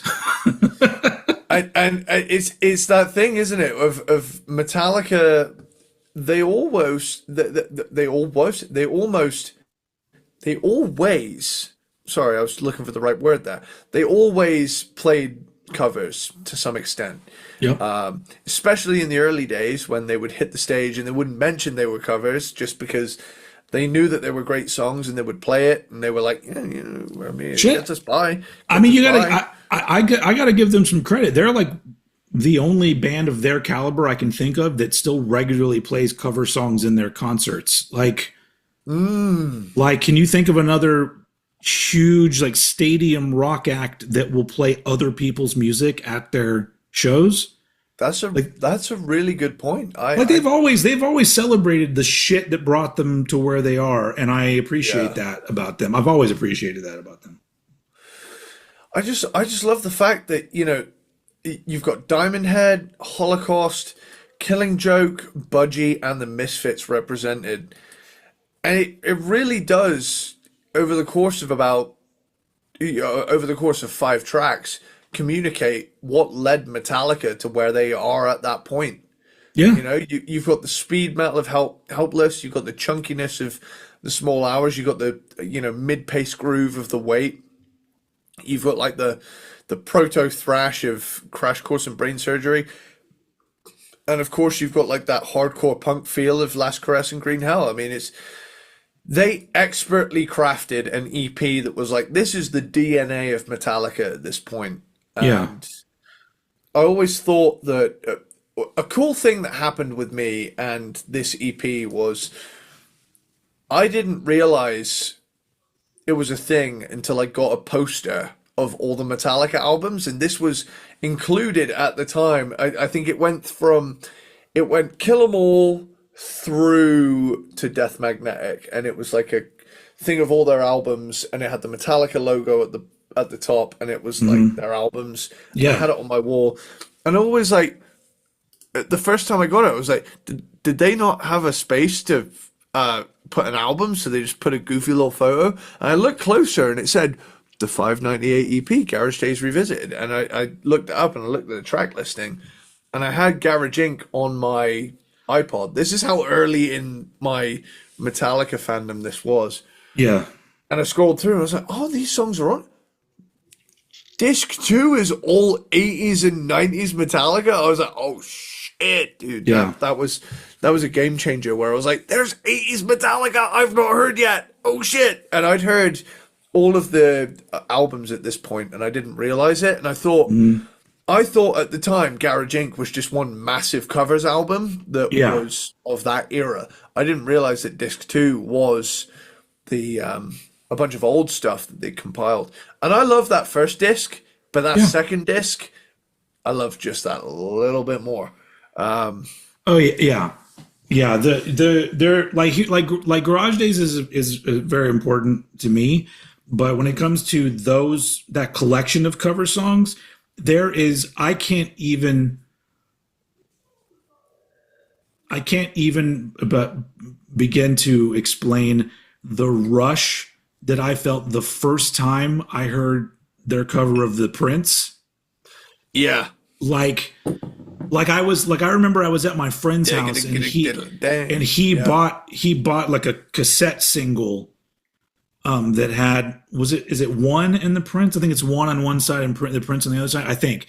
I just remember like popping in that tape and just hearing that song and I was just like, holy fuck, what the fuck is this? Like, it's just something about that song. It's so tight and heavy and like that is just an insane fucking cover song for me. But obviously we're not talking about that. We're talking about Garage Days. But that one in particular is like the one where I just went, whoa, holy fuck, man.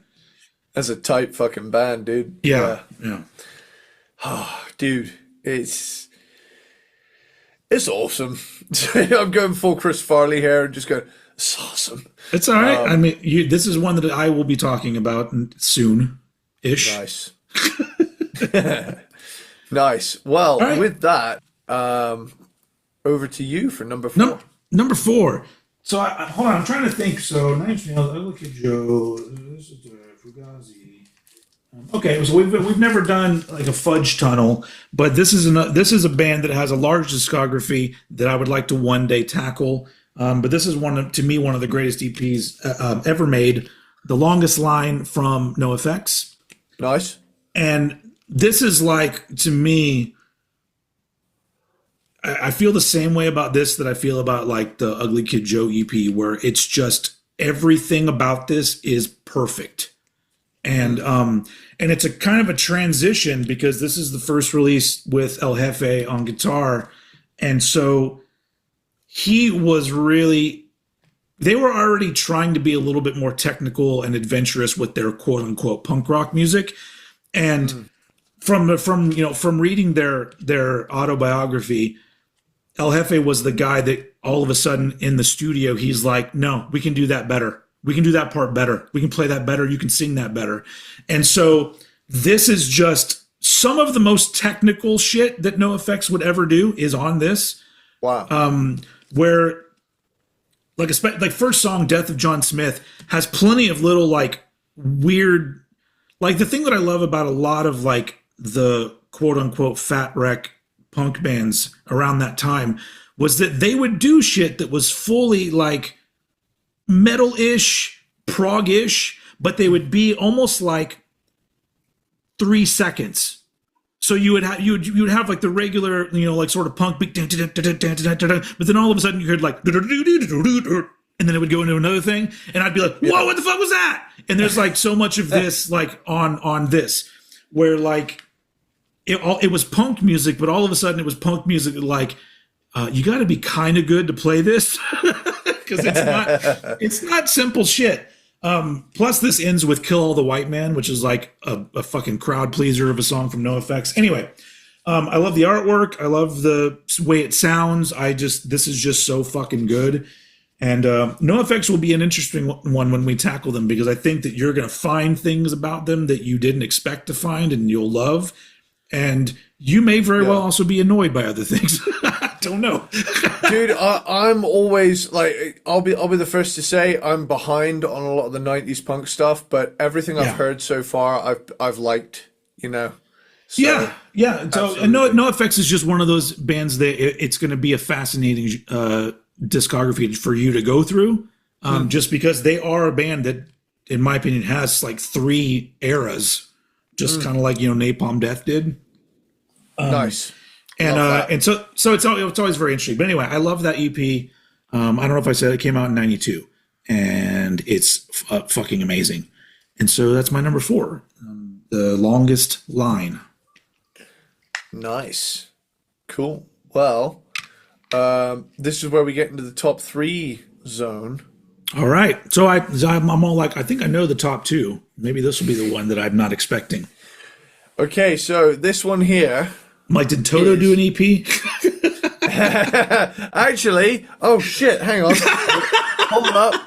I went to type toot. I went to type Toto and I typed toot. Toot.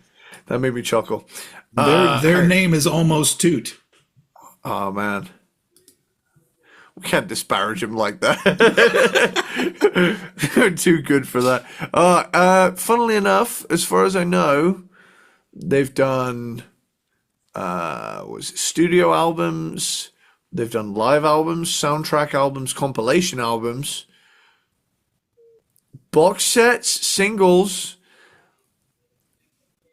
No EPs as far as I can see. All right, cool. Well, that's the only thing that I could think of is like maybe there's a Toto EP that I wasn't aware of. This is, and I will say this now, this was a very hard decision, and I went solely based off of track 3 and 4 are interchangeable.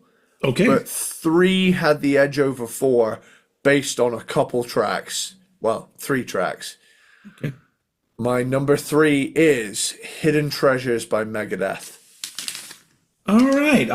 I would not consider this because it wasn't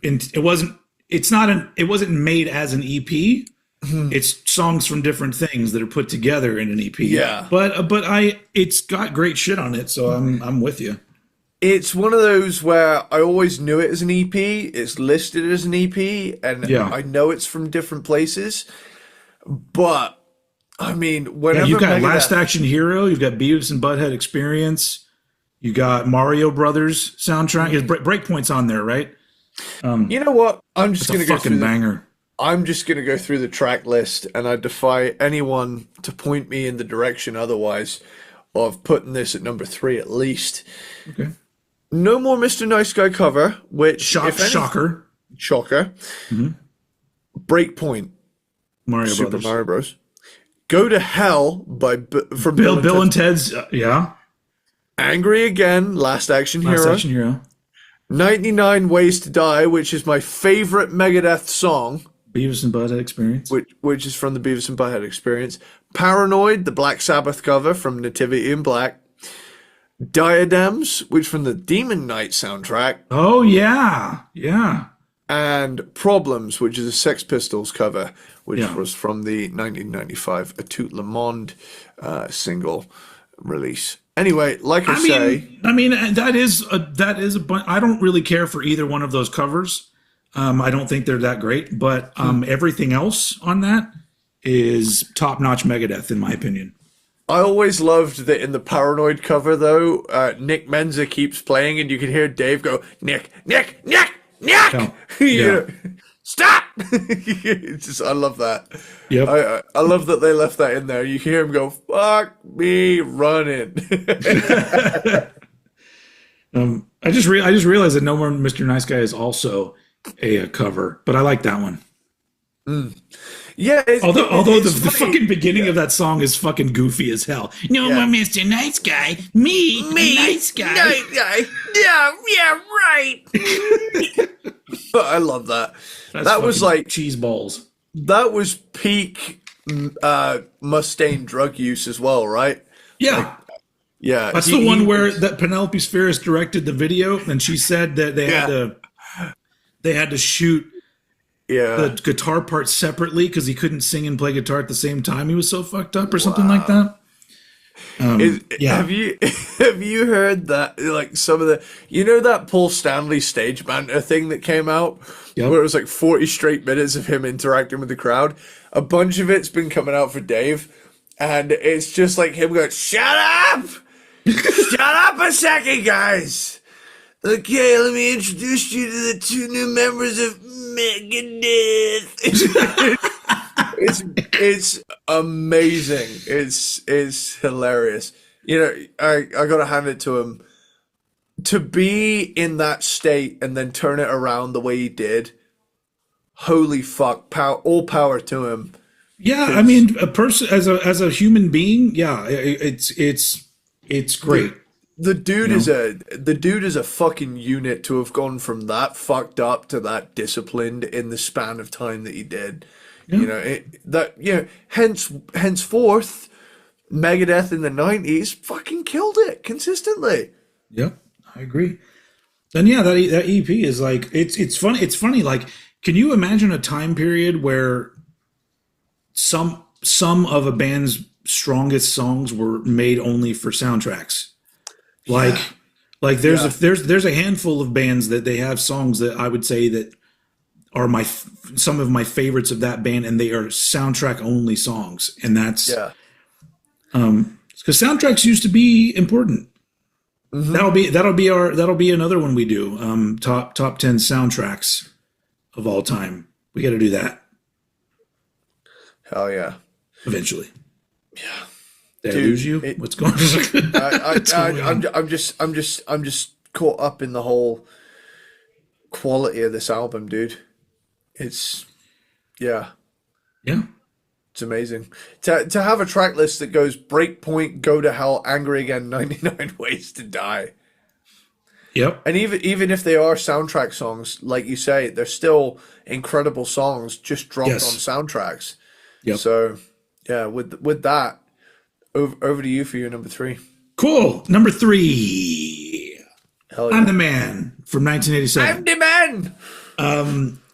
This one is just all kinds of fun. This is a really great example of if I ever really need a big pick me up, like if I'm not feeling great, mentally, I'm the Man is like so much fun. And I just like the fact that like the way that they put like kind of three different versions of I'm the Man, an edited one, which is fun just to listen to the way they did the edits, the original one, and then a live one. And then also you get a Sabbath Bloody Sabbath cover, which is fucking insane. And then a couple live tracks. And I just think that it's just, I love this. I love this EP.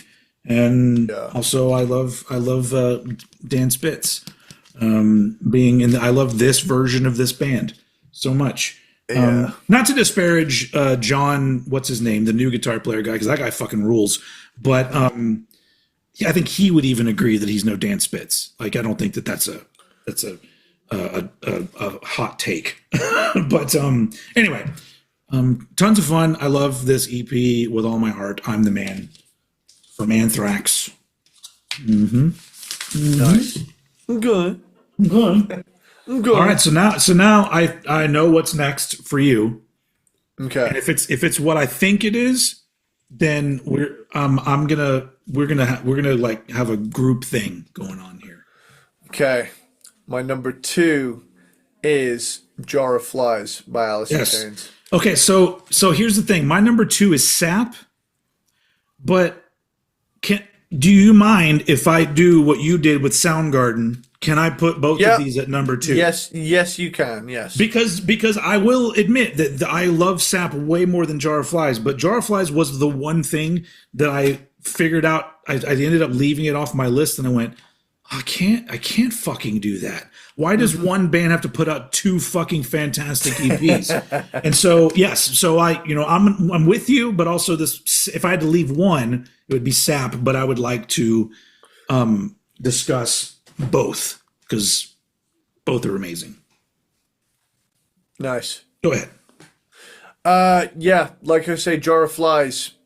I could drop just the track list and it'd be enough, but to have a track list that goes Rotten Apple, Nutshell, which I genuinely think Nutshell could be.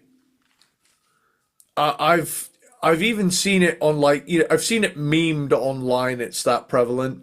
Nutshell is among the top 5 saddest songs of all time. Like 100. It's such a gut punch of. It's an amazing song. It's a lovely song to listen to, but it is so sad knowing what we know now, and it hits different. If you're in, if you feel like shit and you need a quick cry to get over something, Nutshell is the song you put on. That is it is funny. Funny enough, it's become one of those songs too that is amazing. I'm not going to argue that. But it has become a little bit co-opted by douchebags, because unfortunately, so it's one of those things where it's a combination red flag and green flag. So if somebody says, you know what, I love that song Nutshell by Alice in Chains, and I'll be like, okay, where's this gonna go? Because you could fucking suck or be amazing. Let's continue our conversation.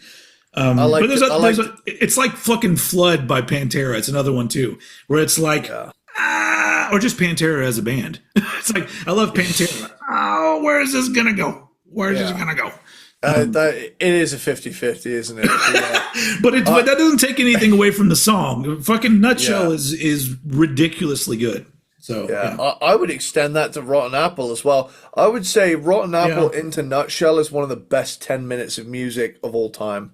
Oh man, I talked about this. I'm pretty sure I talked about this when we did our Alice in Chains ranking, but I fucking love the little solo at the end of Rotten Apple because I always just get such a brain tickle when he does that. Oh wait, is that Nutshell? He does That's Nutshell. That's so Nutshell. Never mind. It's Nutshell that I'm talking about. I love it.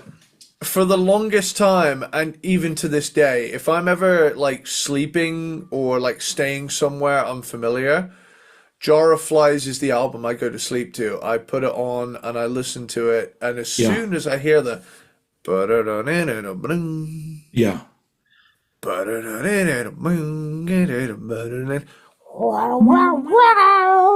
Yeah. And they got the I love that they had the new bass yeah, player start things off. I always thought that was yeah, kind of cool.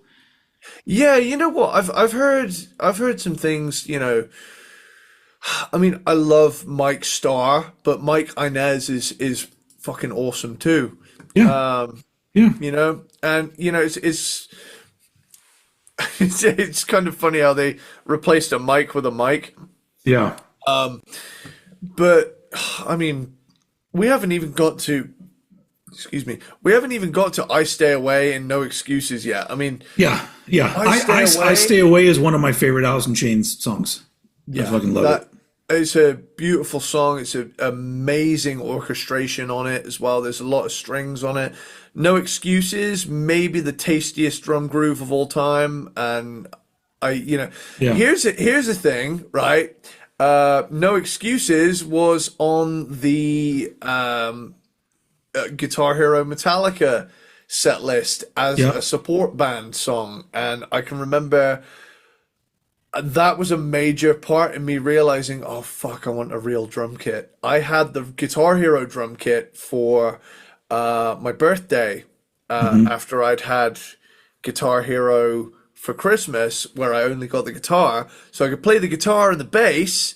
But then the following birthday, I got the drum kit, the microphone, and another guitar, so I could play guitar while someone played bass, or vice versa.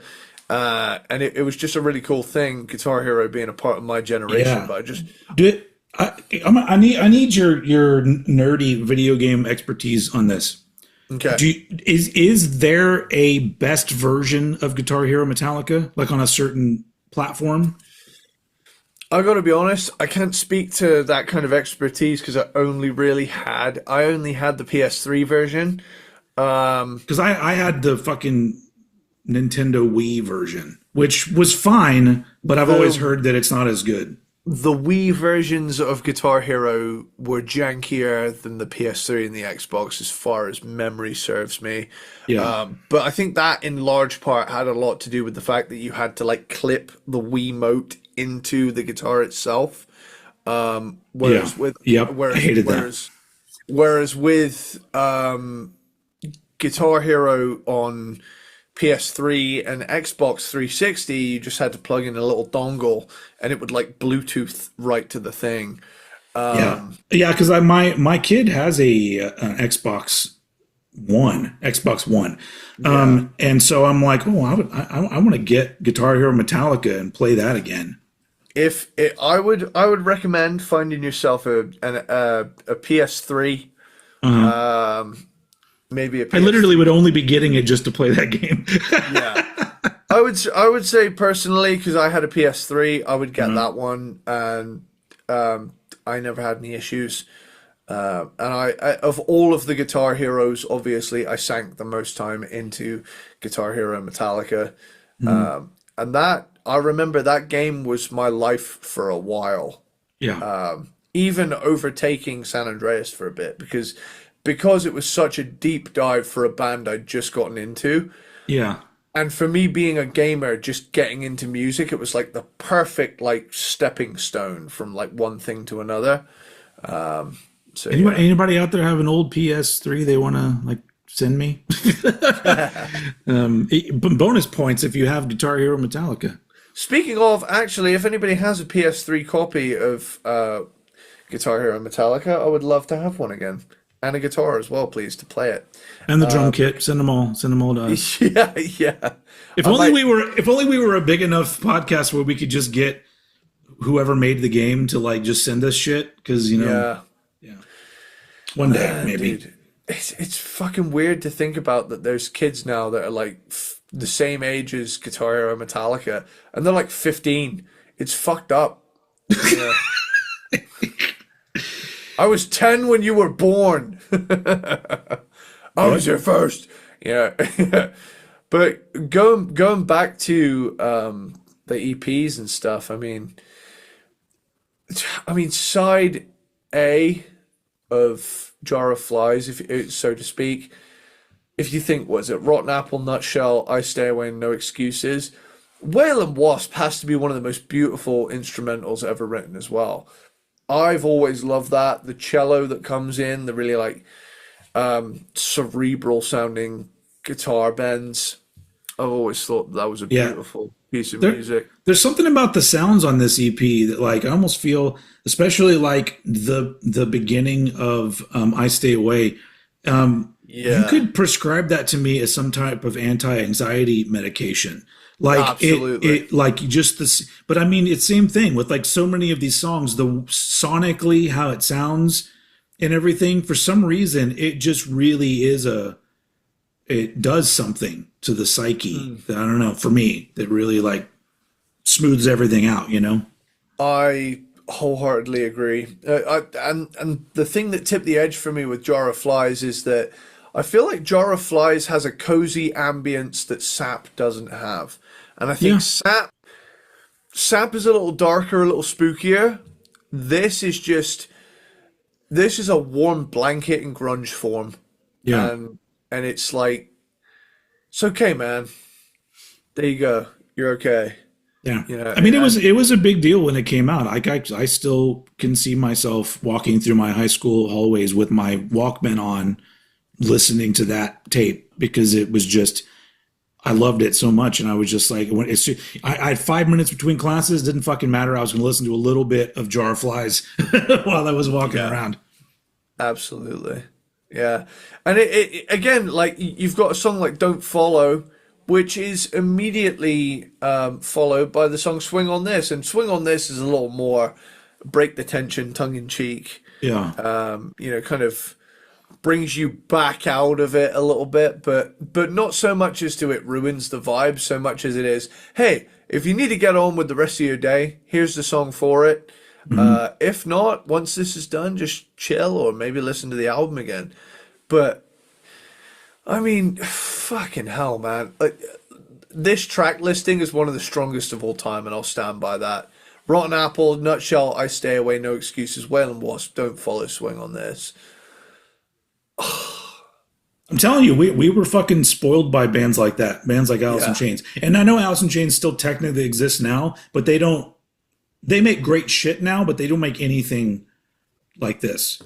And There was something th- in the air, man. yeah, something was going on where a band that would drop something kind of as heavy and dark as Dirt would later on do this, a couple like not even 2 years later, I don't think. And then yeah, and it'd still be amazing. Like it's something about that time period, man. But yeah, for Yeah. me, so Jar of Flies would be like my 2.5, and then my two would be Sap. But once again, it's just I heard it first, and Sap was the first time I had ever heard like a rock band do something that was like different and like acoustic, but I fell in love with it.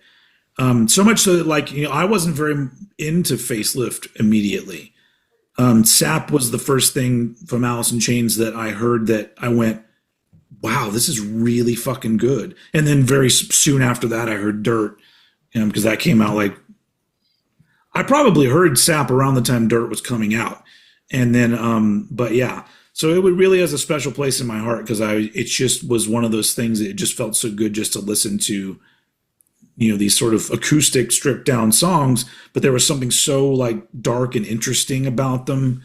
Yeah. And so for me, it's just a personal preference that I like Sap more than Jar of Flies, but that's arguing between two absolutely delicious fruits or whatever, which one do you pick? I don't know. So people say like apples and apples. Yeah, it is. It's like one slightly better tasting apple, but they're both delicious. I mean, Anyway, how fucking good is Dirt while we're on the subject of Alice in Chains? I mean, yeah, yeah. I listened to that album the other day for the first time in a while, and I just thought, man, like every time I hear that album, it just gets better with age. Yeah, it's Yeah. It is a fucking masterpiece, and it's yeah, it deserves all the attention that it still gets. So Absolutely. So yeah. on to number one. Okay, yeah. So my number one is As Ugly as They Want to Be. Nice. I knew this would be here, but then eventually I'm like, well, if Garage Days is not your number one, then it's definitely going to be As Ugly as They Want to Be. Yeah. My dogs yeah. agree. Even the dogs are chiming in. I think that's a good sign. I mean, dude, man, it's got fucking Madman and Everything About You on it, let alone Whiplash Liquor, Too Bad, Sweetly Funky Fresh Country Club, and Heavy Metal on it. And I remember this not being like up for download or even on streaming at the time. I wanted it, so I was there's like there's a song there that I want to listen to that I haven't heard but I can't find online yet or something. And I can remember looking on eBay and it just said I nudged my mum and I said, "Mum, got a little pocket money hanging around here. Can you maybe funnel that into a buy it now, please?" And yeah, I got the CD for this and I ripped it right to my iPod. And I just remember Ugly Kid Joe's always been my secret little love, because they're in my top 5 bands of all time.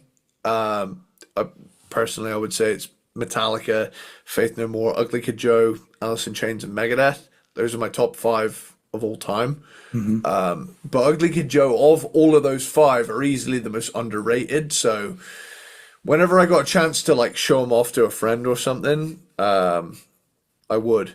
And I mean, I've clearly had some success with it because in a cover band, I managed to talk them into playing Everything About You. And now in Sage, we've been known to cover So Damn Cool. Oh, live. yeah. So, Nice. I mean, it fits right in with the sort of stuff we play, being as it's way down there tuning wise. So it's just just naturally fit right to it. But I love funk metal, and there's a lot of funk metal on this, and it clocks in at about 25 minutes, but it's 25 minutes of not a second wasted fun. Yeah. I love it. I love it. Even I even remember saying we pulled into I think my mum was driving us to Sainsbury's or something, and I said, "Hey, I bet we can play an entire song in the time it takes you to find a parking space." And she said, "I doubt that." And then I went, "Okay, put on heavy metal on that bet," and yeah, Nice. but yeah, like I say, As Ugly as They Want to Be. It's, the title is a parody of Two Life Crews. As Nasty as They Want to Be. Yep. As Ugly as They Want to Be is notable for being the first EP to be certified multi-platinum by the RIAA. Yep. And Everything About You appeared in Wayne's World. So I'd always known that song, and it was always in the back of my mind to where I loved Wayne's World as a kid. And Yeah. I'd never properly gotten into rock yet, because the big rock at the time didn't sound like the rock from Wayne's World. So Yeah. the two things never met up. But when I started realizing that, hang on, I can just listen to the Wayne's World soundtrack and the San Andreas soundtrack Yeah. and all of this stuff that I'm drawn to, and Yeah. then the snowball gets rolling.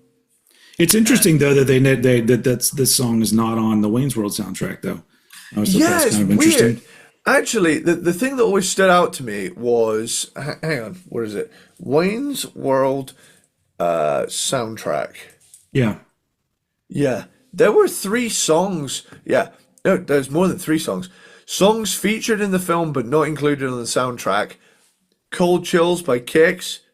Why that's not on there, I don't It's a great song. Everything About You by Ugly Kid Joe, not on there. The Tier Career version of Fire, Making Our Dreams Come True, All Night that's Thing by yeah, I suppose. All Night Thing, Temple of the Dog, Touch Me, Tier Career. I desperately want to hear the full version of the Touch Me cover. Because I've heard Private honestly, Life they can just version. fucking remove that shitty Eric Clapton song from that fucking soundtrack. Jesus Christ. No, not a fan. I've never been a fan. Like it's not a new thing. It definitely struck me. I'll be honest. That even struck me as like music for the film. I never realized it was an actual song. Yeah. But yeah. I would love an expanded version of the soundtrack where they include all the Tia Carrere, because they had to have recorded all those songs, if some version of them, I guess. And then put those few other ones on there. That Kick song is great. Obviously, the Temple of the Dog song's fucking great. Yeah. But yeah, I mean that is overall. If you really like talk about all the songs in the movie, that is a fucking amazing soundtrack in that movie. Yeah. Anyway, does not include Everything About You, which is one of the best songs of the 90s, in my opinion. Yep. Absolutely. Are we moving on to my number one? We're wrapping this up? You go for it. All right. To nobody's surprise, the 598 EP Garage Days Revisited from Metallica is my number one. We've already said enough about this. They're my favorite band of all time. This is my favorite EP of all time. I love these songs and the way it sounds, and it's just such a fucking blast.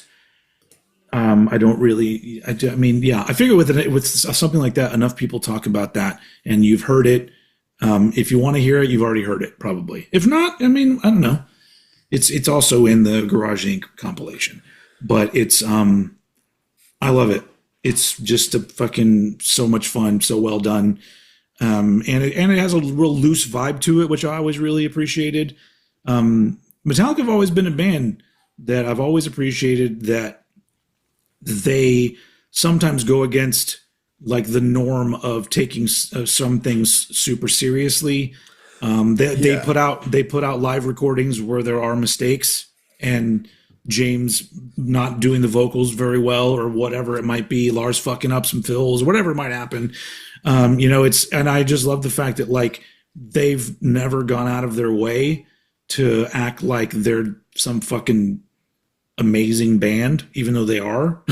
So I really like that. So I've always enjoyed the keeping in some of the other things in the studio on Garage Days. I just think it makes it more of a fun experience. Anyway, so that's my number one. To nobody's surprise, Garage Days Revisited. And so that brings us to the end of this episode of Cranked and Ranked. And it's been a lengthy one, but hey, we didn't do one last week. And so, you're welcome. But now the real question is, and we're going to have a discussion once we finish this episode, exactly the remaining episodes of this year are going to play out, because we have some plans. But as you all heard earlier, I suggested a completely different fucking episode for one episode. So we may move things around. So next week, who knows what we're going to talk about? We're going to talk about something, and it's going to be fun because it's always a blast doing these episodes. You have any parting words for the folks listening and watching? There's something to be said for brevity, and I think that you've been okay. This is way too long. Yeah. I think that EPs are emblematic of quality over quantity, and I think more bands should maybe do them. I think honestly, I think that may be the way music should go going forward. I think less tracks, more quality. Unless you're a grindcore band, in which case it would comprise about 30 seconds of music, in which case flesh that fucker out a little bit. But, I still enjoy a good album, the album experience, but for sure, I don't expect bands to do that every time. In fact, I would like bands to switch it up, do different shit. If I'm a fan, I'm going to be there for whatever the ride takes me, wherever it takes me. Anyway. All right, cool. Well, that's our top 10 EPs of all time, and I hope you all enjoyed it. And obviously, in the YouTube world, put in the comments like what are your top 10 EPs of all time, or just some EPs that you love. Because yeah, and once again, if you want to send us an email telling us how much you love us, we will read it on air, on air, online. Anyway, all right, that's it. Thank you very much for watching and listening. Again, we love you. You're the best. Peanut butter platypus, aluminium squirrel, Belvedere ball sitter, Christmas dog, which it's almost Christmas dog season, Yeah, folks. Segan. All right. Christmas dog Segan. All right, time to get the fuck out of here. As usual. Segan destroy. All right, stop it. As usual, throwing over. I can't even talk. Eddie Sparxx, take us out.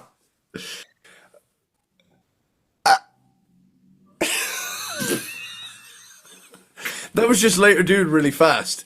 Oh, okay, all right. That was the you suffer version of later, dude.